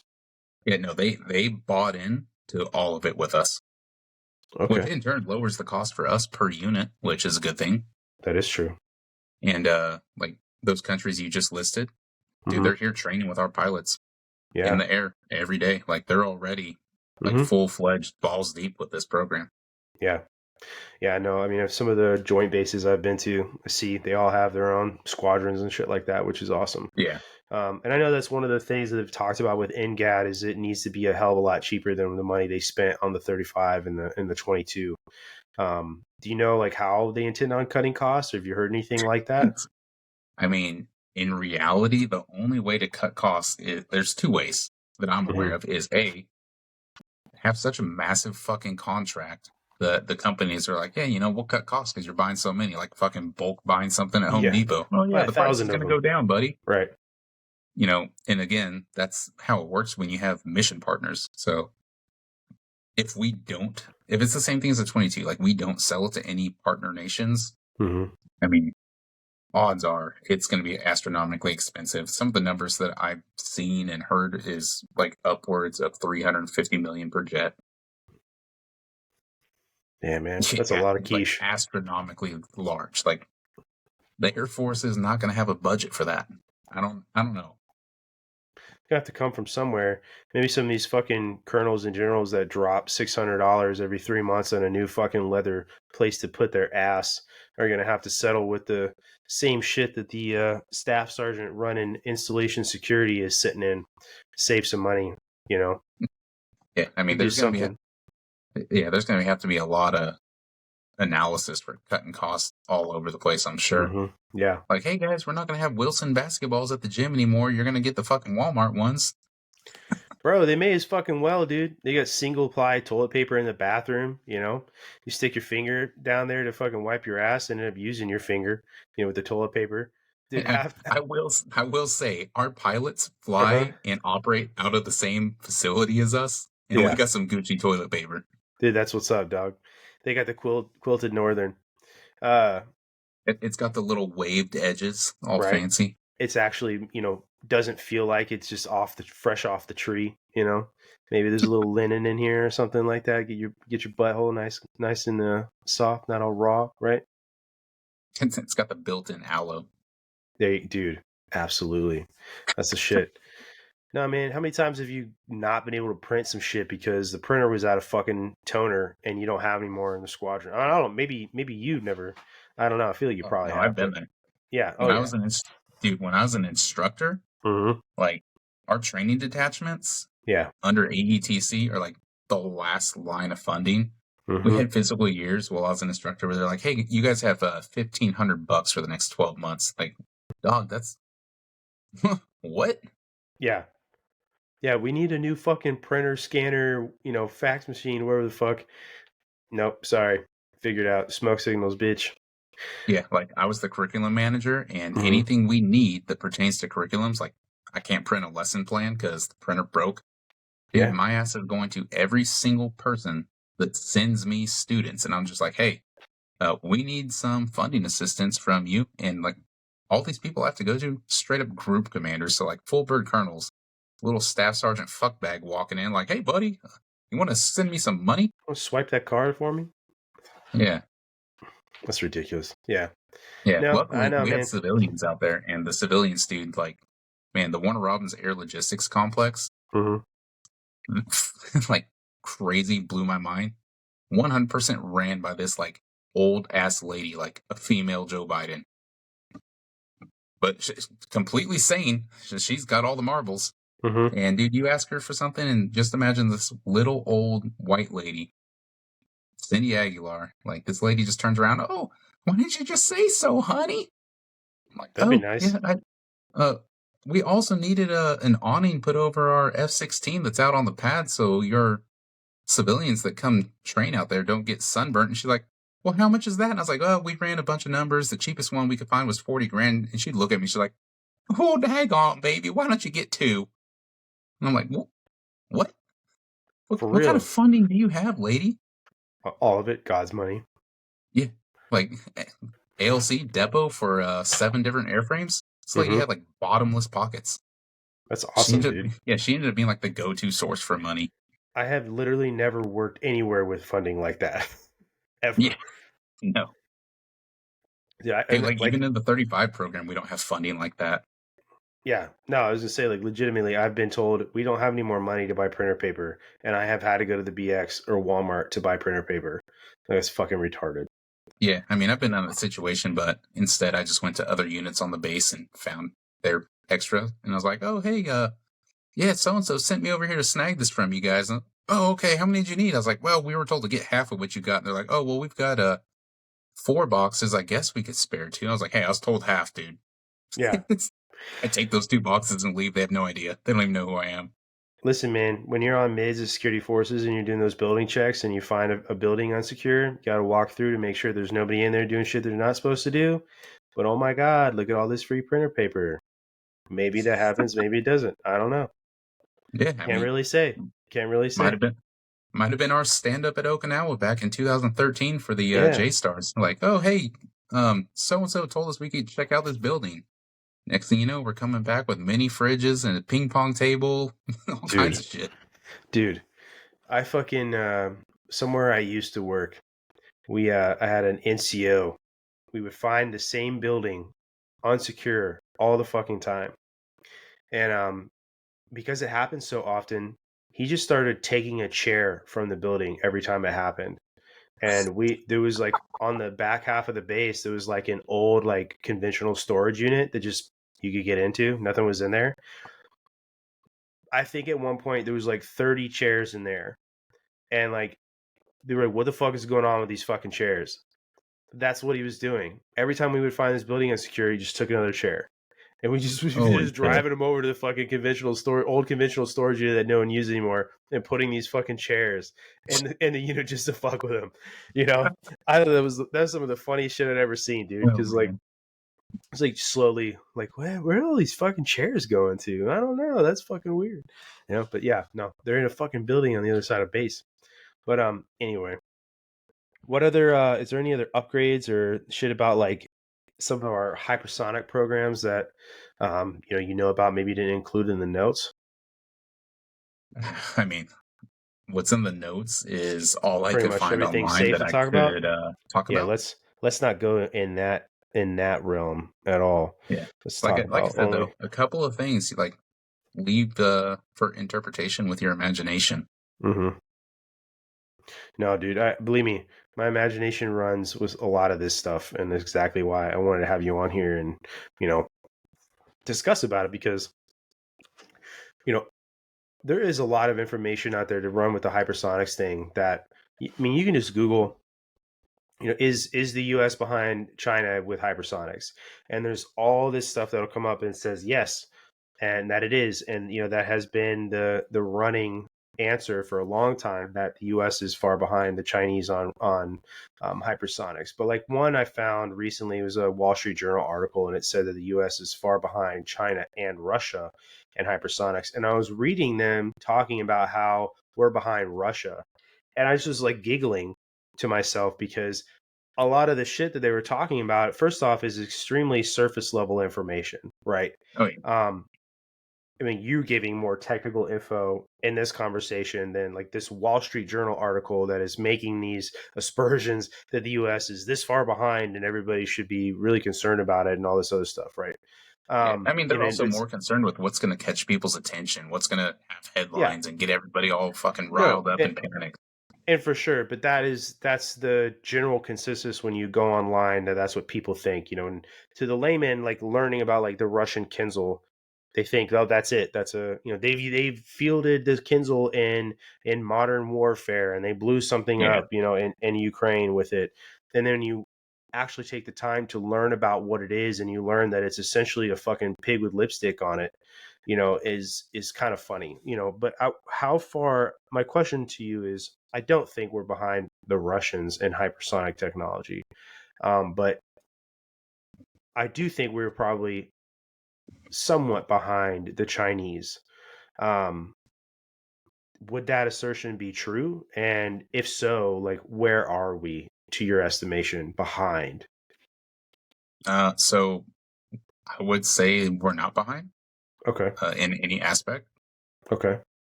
I can't Yeah, back no, that no, up no. with information. Yeah, just So be general. Yeah, just you be know, general. Mm-hmm. I can just say with what I know, we're not behind. I just can't provide the information and prove this without a Yeah, doubt on any platform. no doubt. On that same note, too, is I think we're doing a good job at making people think like we're in for a shitstorm when truly we have a capability to not be. Mm-hmm. It's just going to be a matter of like, will the politicians hold us back? Yeah. That's a big question, man. Shit, we could just jump into fucking talking about that. Yeah, like I mean, that's honestly our biggest weakness, our politicians. The Supreme absolutely. Court just fucking 5-4 voted to, Yeah, open our border. Like I saw that. what the hell is that? So here's the thing, man. I think it's just become so political that these fucking loser diaper wearers in fucking Washington D.C. only give a shit about their political bottom line. They don't actually care about anything that's actually going on, because it just appeals to the people that are going to fucking vote for them. And those people are just as misinformed as anybody, really. They know what they're doing, these guys in Oh yeah. Washington or wherever. So it's really disappointing. Uh, I did, however, see today that, and I saved it so we could have a conversation about it, but that Governor Abbott of Texas put a letter out essentially saying that Texas is going to keep doing what it's doing to secure the border. And he cited a few things from the Constitution, which I am going to read because I think it's really important for everybody to understand, right? So this is directly from Governor Greg Abbott's letter dated today. So James Madison Alexander Hamilton, and the other visionaries who wrote the U.S. Constitution foresaw that the states should not be left to the mercy of a lawless president who does nothing to stop external threats like cartels smuggling millions of illegal immigrants across the border. That is why the framers included both Article 4, Section 4, which promises that the federal government, in quotes, shall protect each state against invasion, and Article 1, Section 10, Clause 3, which acknowledges the state's sovereign interest in protecting their borders. And that Arizona versus the United States, 2012, Judge Scalia determined the constitutional, validity of that. So essentially claiming that the states now have to do what they have to do to maintain their sovereignty because the federal government is failing to protect them, right? Yeah, 100%. Like that's the It's purpose of their National Guard. absolutely, and it is so blatantly obvious that this isn't happening. No matter how much, like I just saw, like Peter Ducey, talking to at the press room the other day, basically asking why did you vote to make it harder for Americans to keep some of these immigrants out of our country, these illegal immigrants out of our country. And his answer about moving barbed wire was so that the border patrol can do their job. Well, that's fucking bullshit. You're not going to sit there and tell me the reason why they voted that way is so that this barbed wire could get moved so the border patrol could go and do their job, because they're not doing their job the way that a lot of people would like them to be doing their job. And I'll say this too, and this is really the root of a lot of problems. You can sit there and say that you're doing your job within the parameters that you're supposed to be performing your job at, and that the Border Patrol gets federal orders and they have to do what they're told to do. It has come to the point, in my opinion, that if what you're being told to do is to allow an invasion of our country, that is no longer a lawful order. And you and I both understand what that means. If I get ordered to do something, and I just want to say too that being ordered to do something in the military is an actual process. It's not something, obviously, if I tell you or my commander tells me to go do something, I have to do it, and there's ramifications for not doing it as long as it's a lawful order, right? But there's a difference between being told to go execute and this is an order, this needs to happen, right? If the orders you're being given are to allow an invasion, then it sounds like you probably shouldn't be fucking doing that. So to me, the answer of I'm just doing my job is no longer valid. I mean, what do you think? I mean, I agree, dude, that you're being complacent with what I would consider is a treasonous order, like allowing our country to be invaded by who knows who. To me, that's treason. Like you are directly impacting our sovereignty, the safety of Americans, the safety of the state that they're flowing into. We just had that video of that terrorist who was in prison for 12 years. Right. Like very confidently saying, you're not smart enough to know who I am, but soon you will know who I am. Yep. Yeah, it turns out he's somebody who was trafficking munitions and all kinds of like really bad shit 12 years ago. Spent 12 years in prison, just got released in 2023, and shows up at our fucking Mexico border. Dude, that's not a coincidence. How fucking Without a lucky doubt, is that it is that planned person and funded by probably one of our nation's enemies in the Middle East. Dude, how fucking lucky is it that somebody was standing at that exact spot to catch that piece of shit on camera saying that? And he's so fucking arrogant that he said that on camera. And then when that guy tries to basically call him out for it, he's like, no, I am more humble than that. I am more humble than that. Like, no, you're fucking not at all. I hope that guy, dude, if that guy isn't in jail for the rest of his life, that's should be a fucking crime. But the point I'm getting at is we're past the point of saying, well, I'm a federal entity. I'm just doing what I'm told to do. If you're enforcing laws that are harming Americans, if you're enforcing laws that are aiding and abetting the enemy, then that is no longer a lawful order. And you saying that you're just doing what you're supposed to be doing as a federal entity is no longer valid, in my opinion. And I am sure there are plenty of Border Patrol agents who are thinking the same way. They're sick and tired of this. And we had Vince Vargas on talking about his book Borderline, and one of the things I really appreciated about him coming on and talking about it is that he humanized the mission that the Border Patrol agents have, because at the same Oh yeah. time, there are legitimate people trying to escape from cartels and poverty, and trying to make a better life for themselves. And he is 100% right in that the process to legally immigrate to our country needs to be better and easier for those people. And when you're seeing the mother with 3 kids come across the border, and they are legitimately here just trying to find a better life, like, you have to be a person, and any person, who experiencing that would have a heart and say, yeah, this lady and her kids deserve our help, right? But that's not it. This isn't grandma. This isn't fucking, just everybody coming across as a wife or a woman with a couple of kids. You look and you see all these people. A lot of them are male, right? And I know you could make the argument that they're all military aged, which is true, but at the same, the same token, they are also of age to be looking for work as well. So you can make both sides Oh of that yeah. argument, But just to me, we're at the point now where if you're being, I know might be talking in circles here, but you 100% have to make a decision. Are you going to be that person who's going to stay in that uniform and be told what to do, and as a federal employee, and essentially allow our country to be invaded and whatever else you're being told that harms the United States and its people?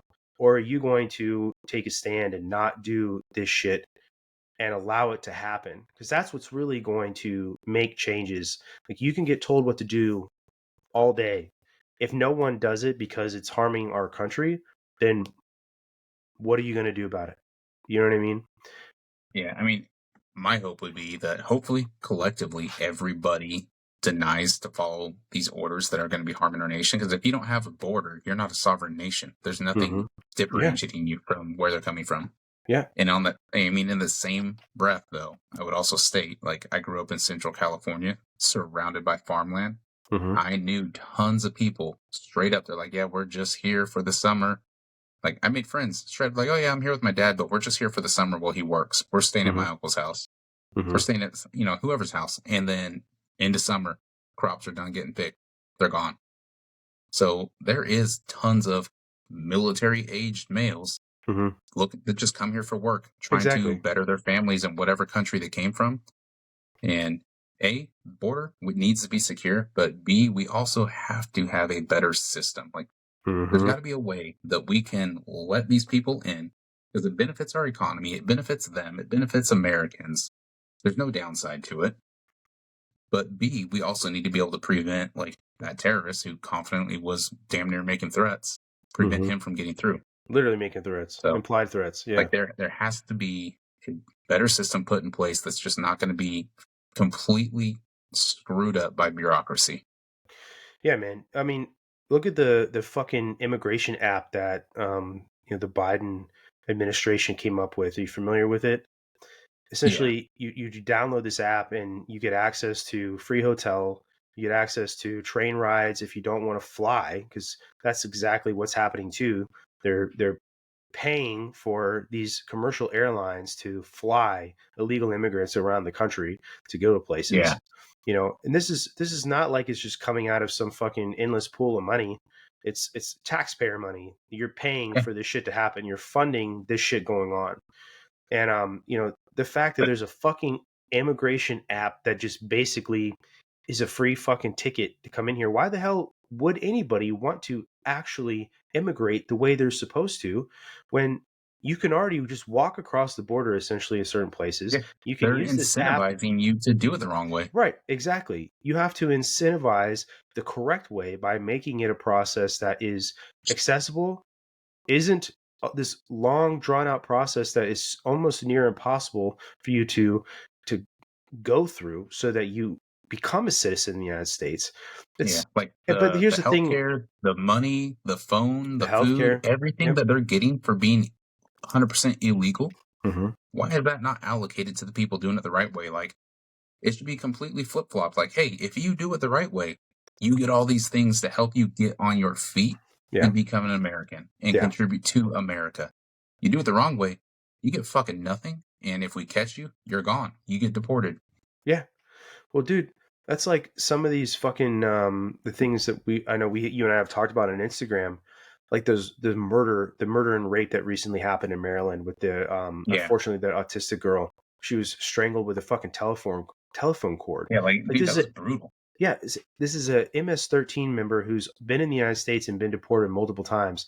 There was a DUI I saw that happened that killed a mother and a son. That person has had like 6 DUIs in Mexico and already had multiple in the United States and was still on the fucking road driving. Like, how the Yeah. fuck, dude? If that was you or I, we'd be in fucking jail. Like, Yeah, like, dude, the I feel fact like that we don't work with the Mexican government enough at all. well, that's the Like, thing, they should man. be they're next to us. Why are they not our biggest fucking ally? The point, well, that's a good question too, and you could have a whole ass conversation about the United States and Mexico's relationship and why we should be closer. But Yeah. we're talking about this as if somebody in the position to make decisions to actually make this stuff happen and fix these problems is actually interested in making it happen and fixing these problems. And I think what's going on and everything you can see in the news, everything that's going on, that's not the case. They don't want to actually fix these issues because I honestly do think that they want to flood these people in our country. They do want to make them voters.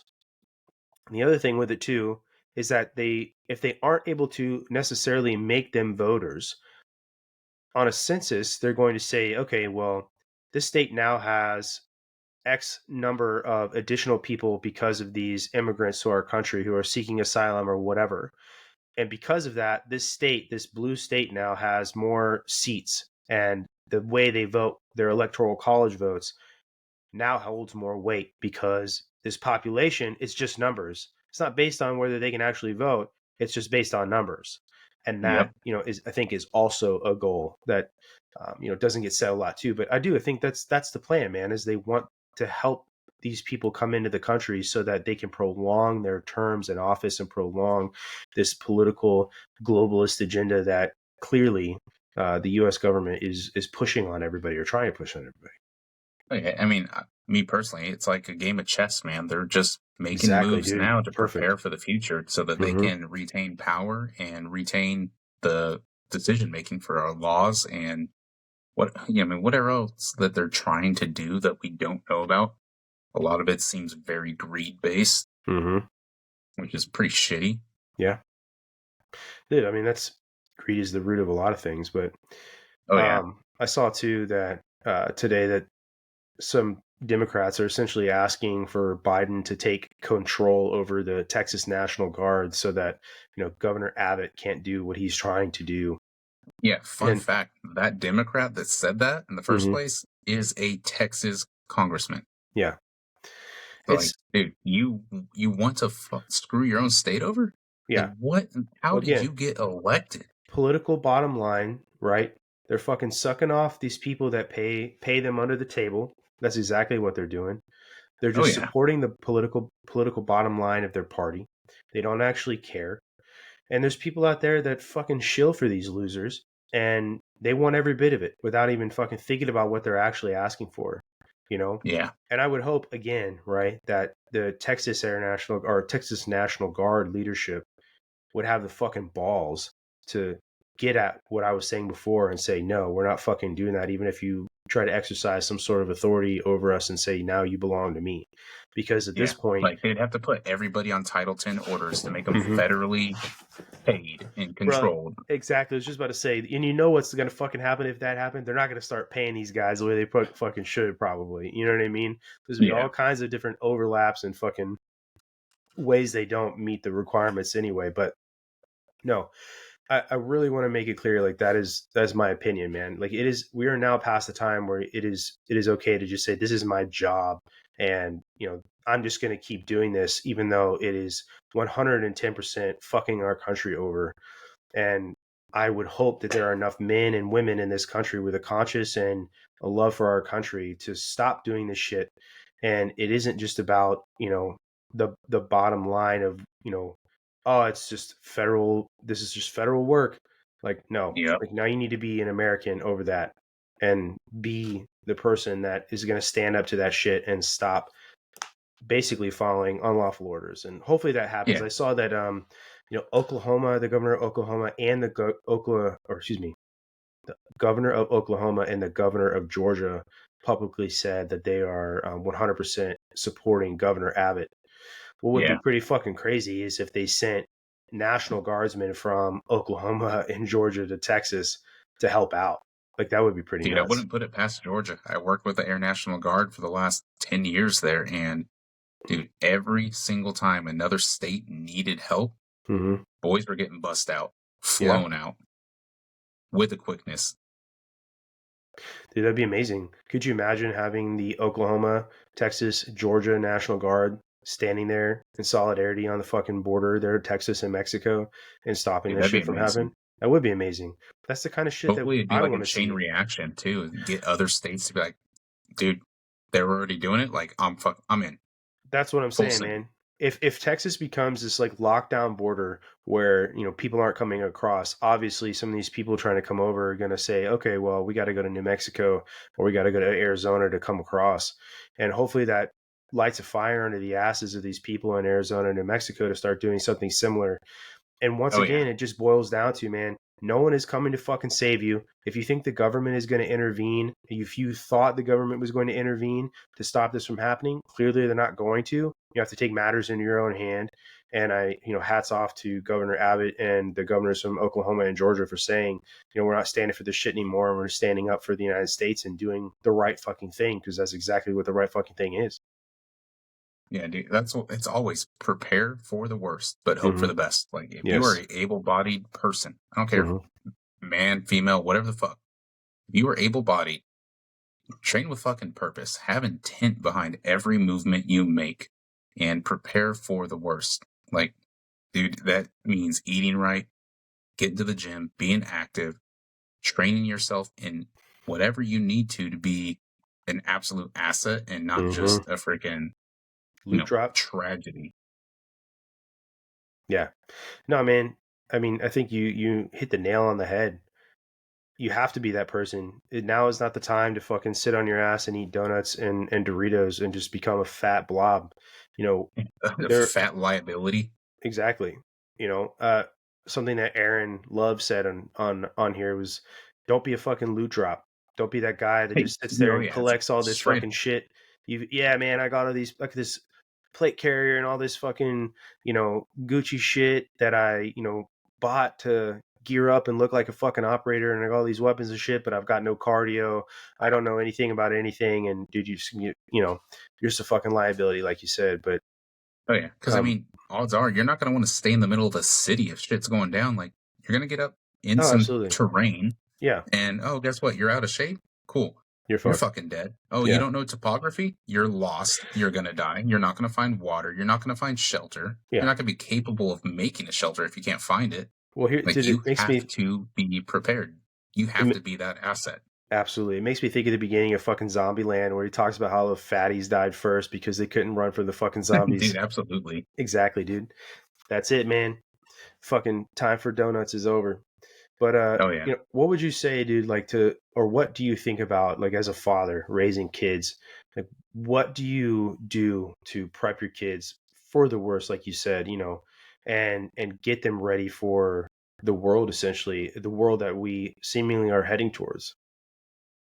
I mean, so my kids are young. I'm not telling them to think about these things. My son's 7. My oldest is 10. Like, I give her like the real deal sometimes, and I tell her flat out, like, hey, the reason you're going to be in this club is so that you can shoot bows and arrows every day after school. Come home. We'll practice at home. I'm going to get you your first rifle this year. You're 10 now. I mean, I've already taken her shooting in the past. She knows firearm safety. My son's next at 7. Would have taught him sooner, but I don't know. Just didn't feel right yet. Sure. But their archery is a very real skill that they actively need to know. And somebody you've had on here, Joe, like, I talk to him about it all the time. I sent him pictures of the kids at their school in the archery club. It's freaking awesome. That's one thing I'll give Arizona kudos for, is the archery club after school is dope. That is cool. And, my oldest, like, I'm telling her all the time, like, we need to, like, we're not practicing it yet because she doesn't want to. She doesn't feel ready. But I'm like, you need to know how to Like, at least these rabbits that are out here, kill them, skin them, and harvest the organs and the meat.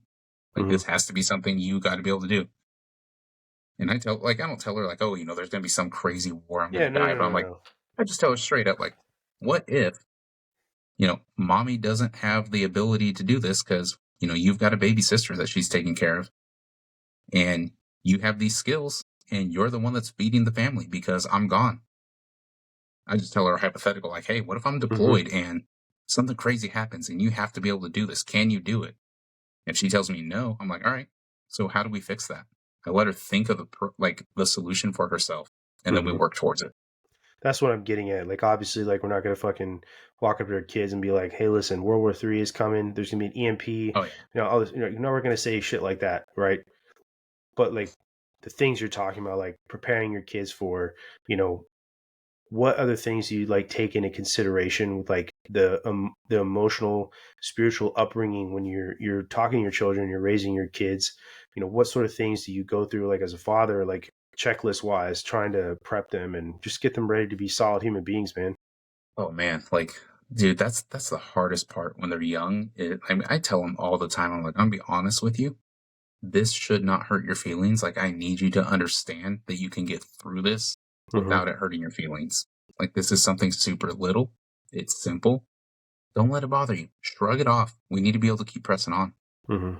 Because if stop, like, you're getting upset about not being able to get what you want right now, you're in for the long haul, man. Like, life's gonna suck. Like, I tell my son that all the time when he gets upset about something. I'm like, dude, the rest of your life will suck if this one little thing bothers you now.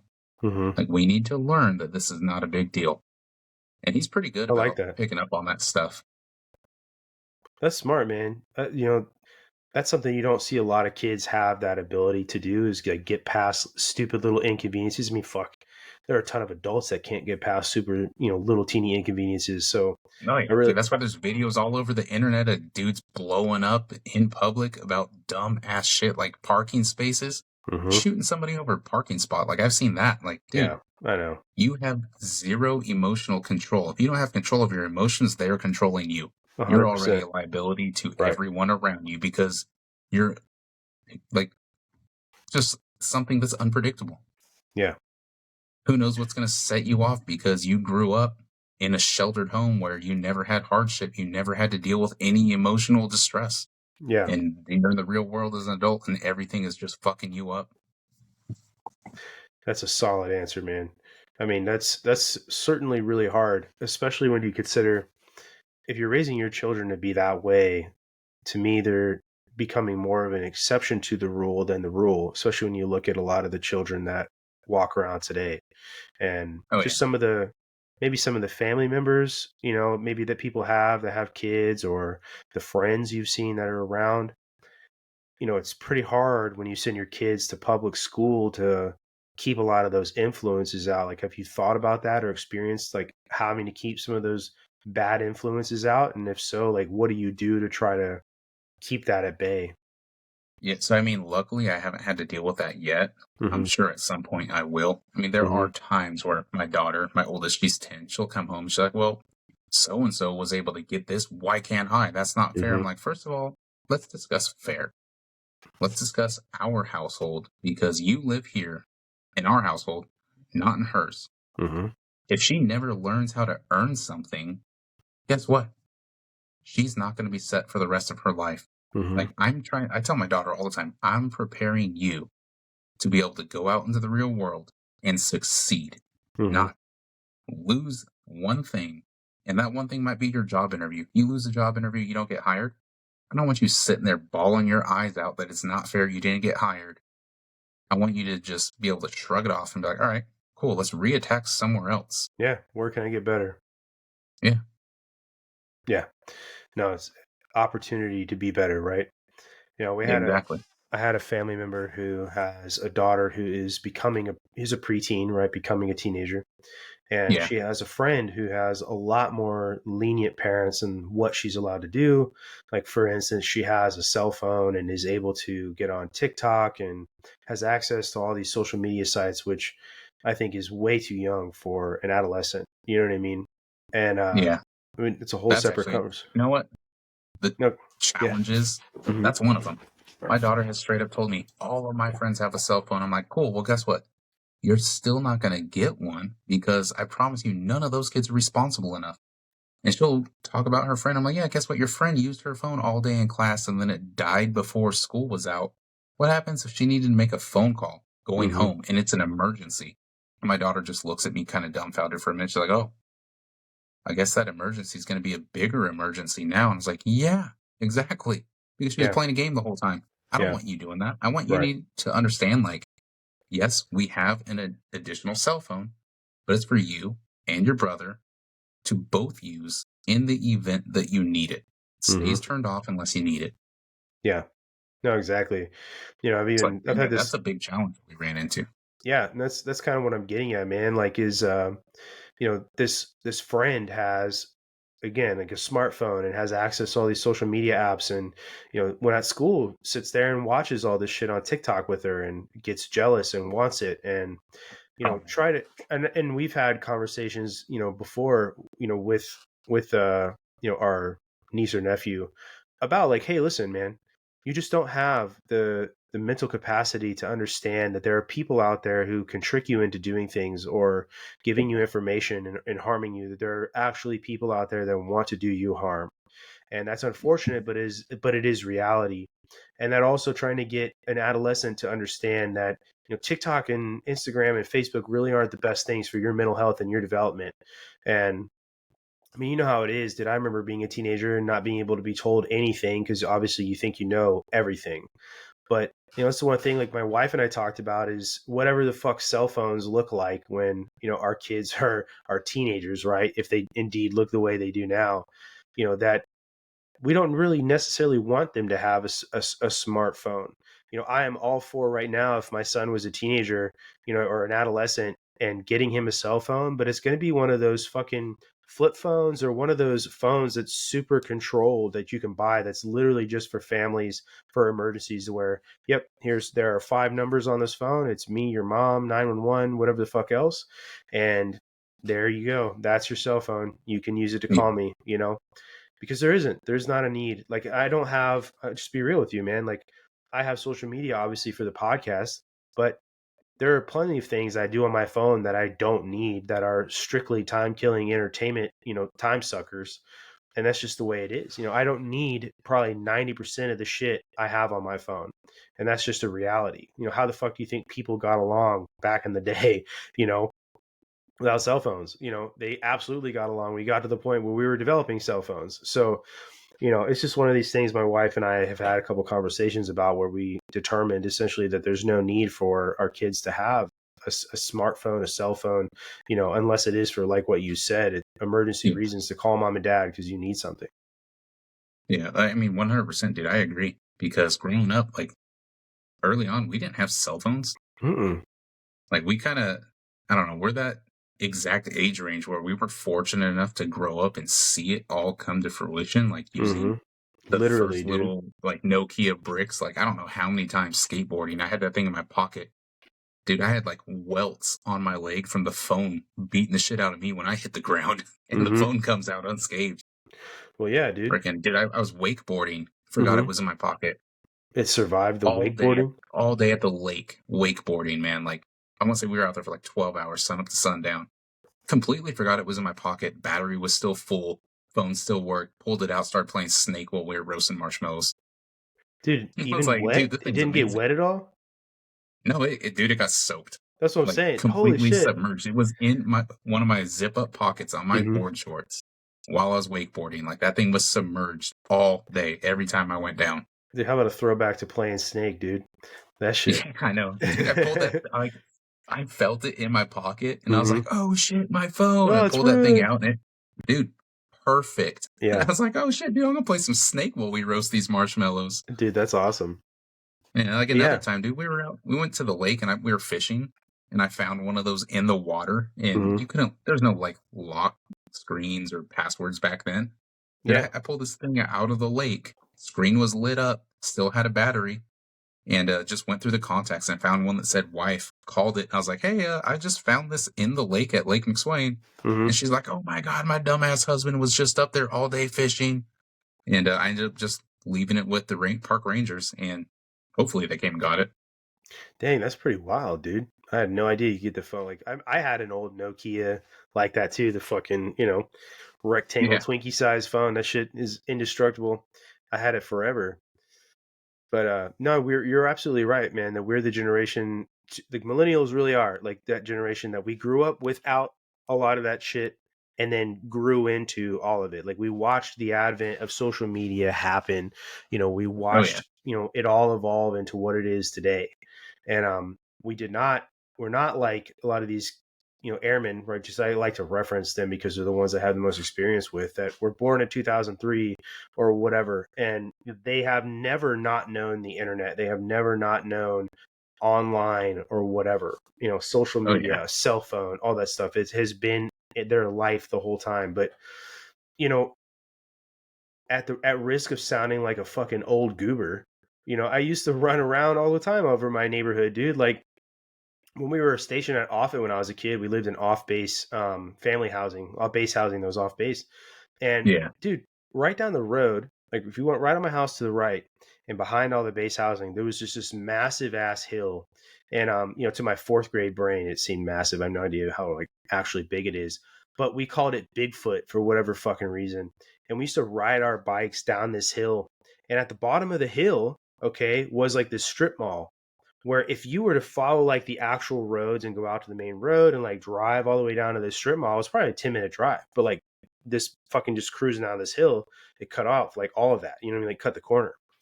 And there was a Christian bookstore at the strip mall, and we used to go in there. And I didn't know this. The kids that I made friends with that had been doing this forever, for however long, right, knew that if we went to the Christian bookstore, the fucking old lady that worked there would give us candy. We'd just come in there, and she'd sit there, 100%, bro. Like I'd sit Oh there and look man. at all the VeggieTales shit. They had like a little TV in there. You ever seen VeggieTales? Oh yeah. Yeah, the TV in there with the VeggieTales, and sit there, and she gave us like these little like crosses one time and shit. But bro, you know how far I was from home? That is a 10-minute drive in a car, and I'm in fourth grade. You know what I mean? And just I saw all kinds of fucking weirdo people, dude. There was one time when we went down this hill, and on our way back up, some fucking dude came out of the fucking trees that one of my friends had met this guy before, and gave the guy, like, this kid had a belt on, one of my friends, and he gave the guy his belt at his request. I remember that. I have no idea what the fuck this homeless guy wanted his fucking belt for, but it's just randomly talking to a homeless dude. You know what I mean? But that's just, I guess, that's what the fuck happened, when I was, Dude, yeah, that it was normal back then too, because yeah, like, dude, same age ranges, like sixth, seventh, eighth grade, we'd be out in the freaking woods by the mm-hmm, Stanislaus River in California, just like mm-hmm. paintballing in the woods. Homeless people would be out there too, and like they didn't bother us, we didn't bother them, but Dude, we let always him had the try to mindset bother like, you man, with if they that come at fucking paintball, dog. Just pop, pop, pop. yeah, it's like we always had the mindset like, oh dog, if they come after us, like we're all shooting him, and like Absolutely. we're gonna you take the CO2 tank to the head, like that's what we're doing. That was always the game Exactly, dude. plan. You probably game planned it all the time. Yeah. But like, dude, there was times we would quite literally get on our bikes and there'd be like Mm-hmm. 3 or 4 of us. And looking back at it now, like the city of Modesto where we were near, dude, we rode our bikes like 20 miles across Mm-hmm. the city, like just out all night with friends, Yeah. and then rode our bikes back the next morning. Yeah. Like wild shit. Mm-hmm. Dude, Like in today's world, dude, I would not feel comfortable with my kids doing that at 18. And I was doing this at like 12 and 13. exactly. I was just about to say the same thing, man. Like it does. I don't know if it's actually true or if this is just our impression because the news cycle has made us all more aware of all the negativity that's out there. But I agree with you. I would not let if I had a 12-year-old and I don't, just go run around where I live all fucking day and never check in with me and just be Yeah. totally chill that he's on his bike and out with 3 friends. Like, just, I don't know. I don't know how my parents fucking did it. And I don't know if it really is because of how, all this bad news is readily accessible.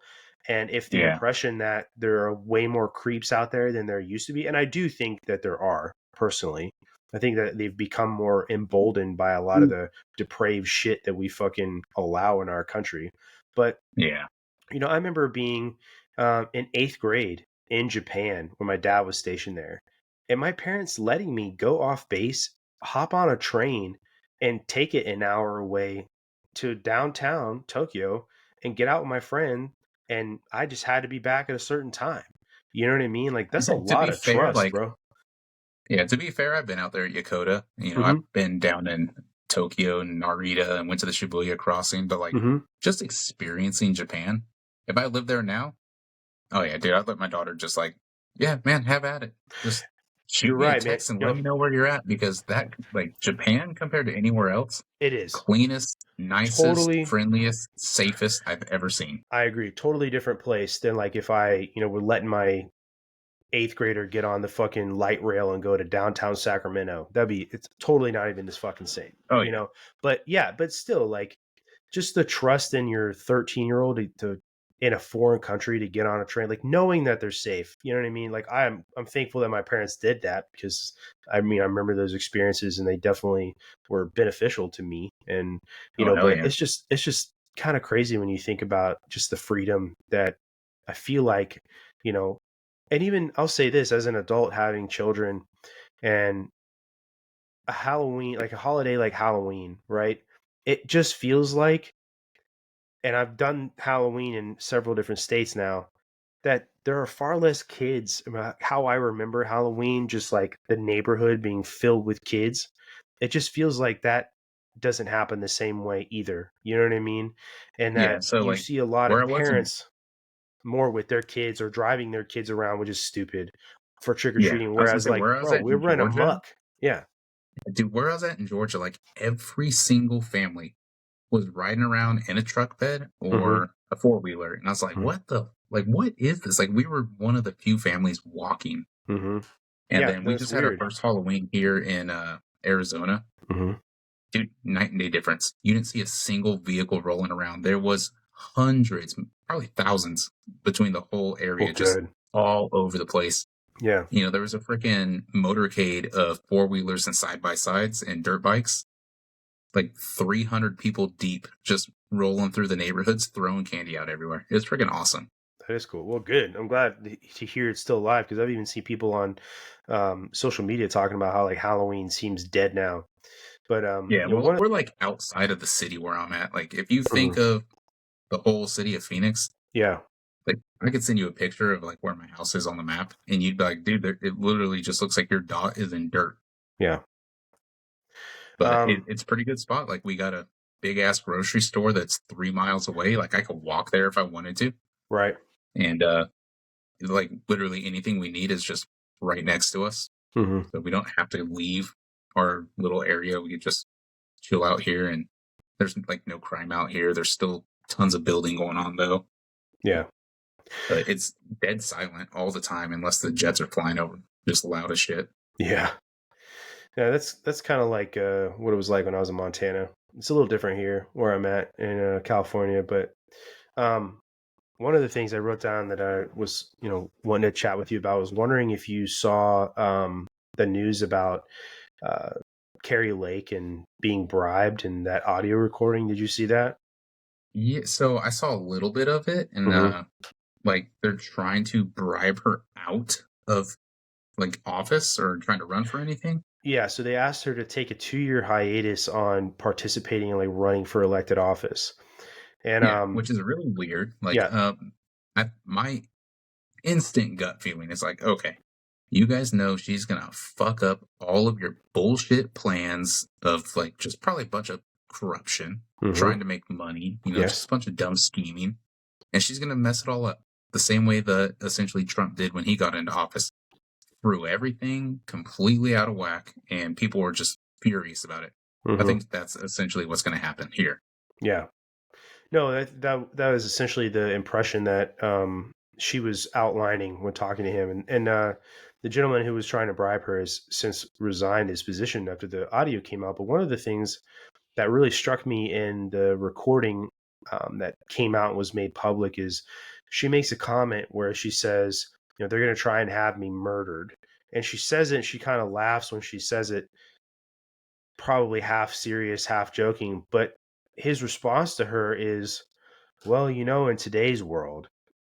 and then he makes a comment about the cartels, and then says, the cartels are in all 50 states, though they don't want us to talk about that. That's fucking Yeah. crazy, bro. She's sitting there Yeah. and jokes about how they're gonna have her murdered, and he's basically like, well, maybe, maybe you want to take this money, like, get the dude. Plenty That's of hitmen that we could hire for way less than what we're trying to pay you. dude, absolutely. Like, if that's the way that you're coming to the table doing business, where you're just gonna validate somebody's concern that they're gonna get fucking murdered, maybe you should go fucking murder yourself, get the fuck out of your job, and open it up for Yeah. somebody else. Like, that's just Why fucking don't you just crazy. openly say you have dirt on Hillary so you get suicided? Yeah, Then exactly. you don't Just even make have it to kill easy on yourself. everybody, dude. Yeah, just Yeah. fucking, yeah, shoot yourself in the back of the head and then hang yourself, so we know it's a suicide and we'll call it good. You know. Yeah. But no, that just was fucking crazy to me that she said that, and he essentially just kind of confirmed it by saying, well, today's world, like, okay, well, what else are you, like, silently acknowledging? Are you Right. acknowledging in this statement that there are other people who have been politically assassinated? Like, yes, but who are you implying? Who is the they you're talking about who's going to make you a political murder? Like, who the fuck Yeah. are? It's just wild, man. Like, and good for her for having the fucking brass balls to sit there and tell this guy to go fuck cake. Like, good for her. Yeah. And it's kind of wild that she didn't just put that out there when she did, and back when it happened. And maybe it has something to do with worrying about her life, and somebody just did put it out. But, like, that's just, Yeah. that has to be too. Like, he is almost politely trying to bribe her. Well, not trying to. He is politely bribing her, trying to bribe her, and she wouldn't let him. But it makes you wonder what sorts of conversations happen that aren't so polite, right? Yeah. Exactly. I mean, when I saw that little bit, the first thing that popped in my head was like, oh, yeah, JFK tried to shut down the CIA, wound up dead. Mm-hmm. Maybe she wants to shut down some of their dumb bullshit, and they're just openly like, you might run into somebody from the cartel on accident. Exactly. They might, obviously, they don't have the freaking CIA under their pocketbook, but dude, a cartel? Probably, maybe. I'm sure. I'm sure that there's all kinds of people that work for the various cartels in Arizona and California, who take some sort of government payroll. Wouldn't surprise me at all. But Oh, yeah. um, one of the other things I saw recently, it's made a lot of news, is that group Patriot Front. Have you seen that? I haven't seen that one. Okay. So you remember the meme I put up on Instagram where it said, like, hey, Fed boys, the least you could do is, like, change your uniforms or whatever, and it was that group that Yeah. was protesting. Okay. So that was a picture from the Patriot Front group that was protesting, or they were marching, I guess you could say, a couple days ago. And they've made a lot of news because of the masks they had on, and everybody was like, oh, they're feds and all this stuff, and I made the joke as well. But one of the things I want to talk about is that there is a lot of misinformation out there about who they are. And I saw this today. Somebody essentially shared a video of their leader. The guy's name is Thomas Ryan Rousseau, and he was talking about, like, who they are, why they wear their masks. And one of the things he said about wearing masks is that anonymity is an American virtue, and that we have the right in the United States to be anonymous, and yada yada yada. And that, sure, that's true. Um, but one of the things in this very long Twitter thread, by a guy named Ian Smith, who has a massive following, um, is essentially he's trying to, I wouldn't say lionize these people, but try to add credence and credential to what they're saying, and that it is, some sort of good thing. And I did some like looking, very simple looking into who these people are, and specifically who this guy Thomas Ryan Rousseau is. And the dude is 100% a white supremacist. And if you go to their fucking website, they have a manifesto. Oh, And man. one of the things in the manifesto it talks about it is, here, I'll try and find it so I don't misquote it. Hold on. Yeah, that went downhill quick. Well, yeah, and if you're not paying it, that's the point I'm trying to make, is if you're not paying attention and you just sit there and listen to this guy Rousseau talk, he's saying things that a lot of people who tend to be more conservative would say they align themselves with. Well, we're just a patriot group and we're out here to help American families, and these are all things they're saying. But there's the reality underneath. Let me find it here. Yeah, I mean, let's be real. Isn't that similar to what Hitler did? Oh, well, absolutely, dude. These people, they co-opt things that people who are struggling essentially will resonate with, and they turn it into something, that they can action. Here it is. This is from their manifesto, right? So an African, for example, may have lived, worked, and even been classed as a citizen in America for centuries, yet he is not American. He is, as he likely prefers to be labeled, an African in America.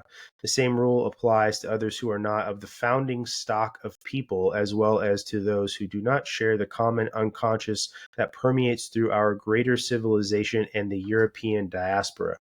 Right. So diaspora meaning, the flood of people fleeing Europe. Right. So Yeah, literally, the that guy is that literally just a sounds fucking white. terrible. It is literally, the guy's a white fucking supremacist.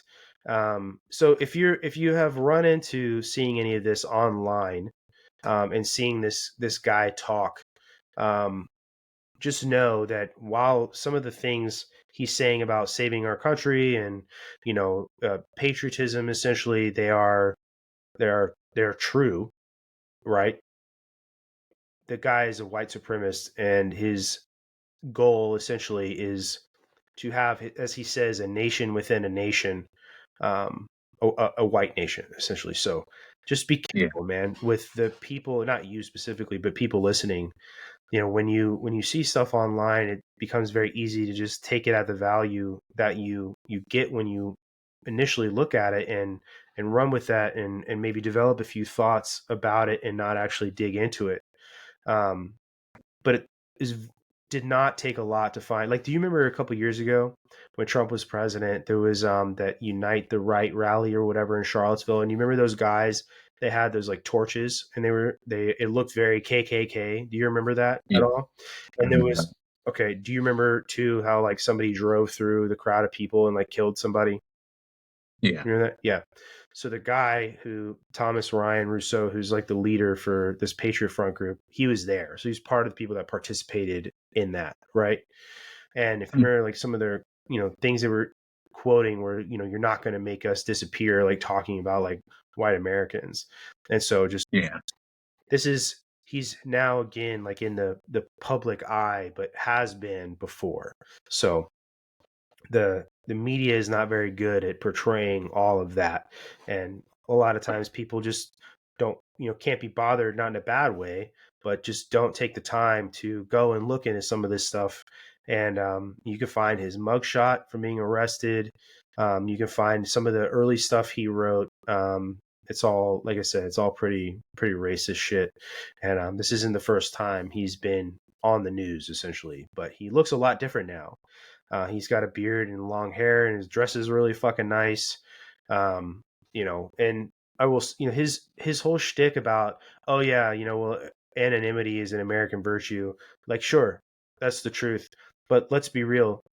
You don't have a mask on, and a few other people around you, but all these other fucking losers marching around with fucking 5'11" tactical brown khaki pants marching up and down the fucking street, you're hiding your face because you don't want to lose your fucking job because you're a fucking white supremacist. So that's yeah. why you're hiding your face. There's nothing. Yeah, Oh yeah, sure. All the other shit he says is true. If you're online promoting American patriotism and nationalism, you might wind up on a fucking list.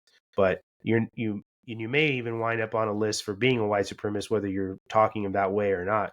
But that guy absolutely is, and so is that group. So yeah. I just mean, wanted they to say they that labeled like PSA. yeah, they labeled like 90% of the fucking DoD and veterans as like extremists. What, just a couple years ago? So Well, yeah, and they one of the things too, they said if they were tracking who was shopping at like Home Depot and shit, is if somehow that fucking makes you a white supremacist or somebody to be on a list. Like, get the fuck and out it of here, makes you an dude. extremist because you might be Exactly. capable of building things that they don't like. Which just goes back to what you were saying, like, going out there and hunting and skinning that rabbit and harvesting its organs and skin. Like, if you also have the ability to go out there and, be a bushcrafter and make your own, uh, what am I looking for? Where I'm looking for here? Make your own fucking house and shit out in the woods, and make your own amenities and all that other shit. You're an extremist. This is like that fucking meme I shared. It says, "I just want to be left Yeah. alone," right? So, but anyway, Yeah. yeah. I Yeah. just wanted As to soon put as you that want to be PSA left out there. alone and you can survive by yourself on your own, like government, little red flags here. Like, he doesn't need us anymore. This is a problem. We need to make him need us. And I'm glad you said that, because that's exactly the point. Is they want everybody to need them so they can get more power, and everybody Yep. that doesn't realize that, they think, let's just give the government more power so everything is better, when they're not the ones that made the shit wagon into what it fucking is already. So, Oh, yeah, but exactly. yeah, man. No, I just wanted to put that PSA out there before we wrap up about that Patriot Front group, because at least with my algorithm, I've seen a lot of people talking about them, and obviously like calling them feds. I don't think they're feds at all. There might be some feds in that group spying on them and seeing what the fuck is going on. But Yeah, hopefully they're doing their that job. yeah, sure. If they've infiltrated a white supremacist group, I guess that for sure they're doing the right thing. But yeah, no, PSA that guy in that group is definitely a white nationalist group. So, like, for real. And Yeah. that's definitely not a good thing. So, but yeah, man, did you have anything before we wrap up that you wanted to impart?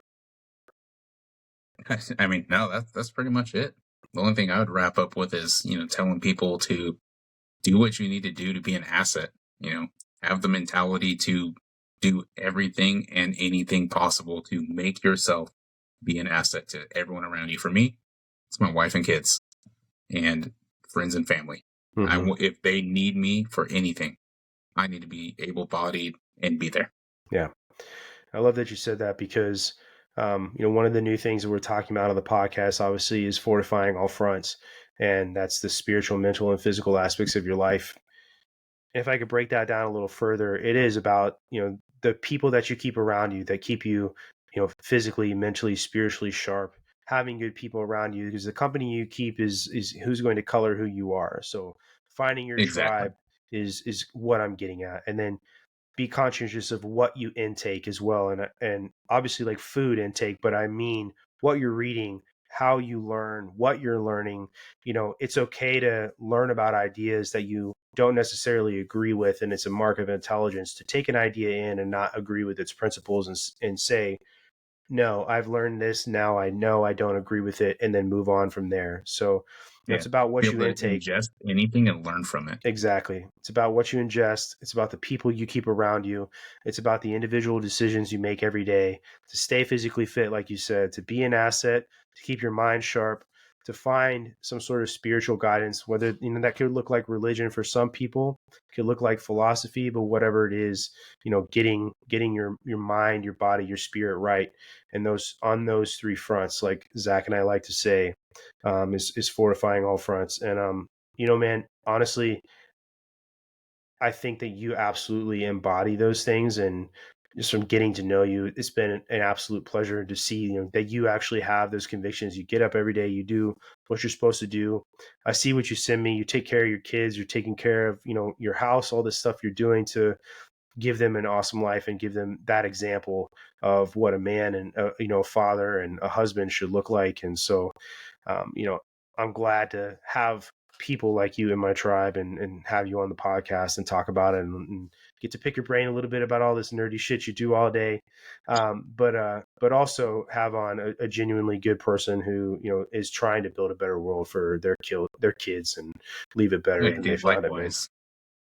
I I mean, appreciate it, bro. thankfully, something like the internet can actually bring people like us together and be able to discuss these things, talk about how to better ourselves, better our kids, our families, all the above. Absolutely. Every possible way to increase what we are able to do for them. No doubt. Yeah. Bringing us together a little bit better than the COD chat rooms where we're fucking cussing each other out and threatening to kill each other's moms, right? So, Oh, yeah. but all right, man. Well, I think we're going to wrap up this episode of I Came with Fire podcast by saying, please subscribe. Please go out. If you listen to us on YouTube primarily, maybe go over to Spotify and just hit that follow button. It really, really helps us out. And the one thing, too, that really helps us out is if you listen to us on a platform that allows you to leave comments, right? So if you watch the reels on Instagram or Facebook, or the shorts on YouTube, or the videos on YouTube, or even Spotify, there are questions we put on each of those episodes that you can answer. Comment. I appreciate everybody's comments. If you just want to write on the YouTube episodes, that you love our podcast, maybe take the time to say something specific about something we said in the episode. If we're talking like tonight, we're talking about, technology or this Patriot Front group or China or whatever. Maybe say something about something specific we're talking about, ignite a conversation. That really helps with visibility. So, and the statistics I see still say the majority of our listeners are people who are unsubscribed. So, would be greatly appreciated to hit that subscribe button and help us out. And big thanks to you, Marcus, for coming on and talking to me tonight, man. And here's to another awesome episode. Yeah, absolutely, man. On that note, just for everybody listening, in terms of fortifying all fronts, start with the emotional. You That's a get good nowhere if your emotions control you. I love it. All right, brother. Let's close this one out. Peace out, man.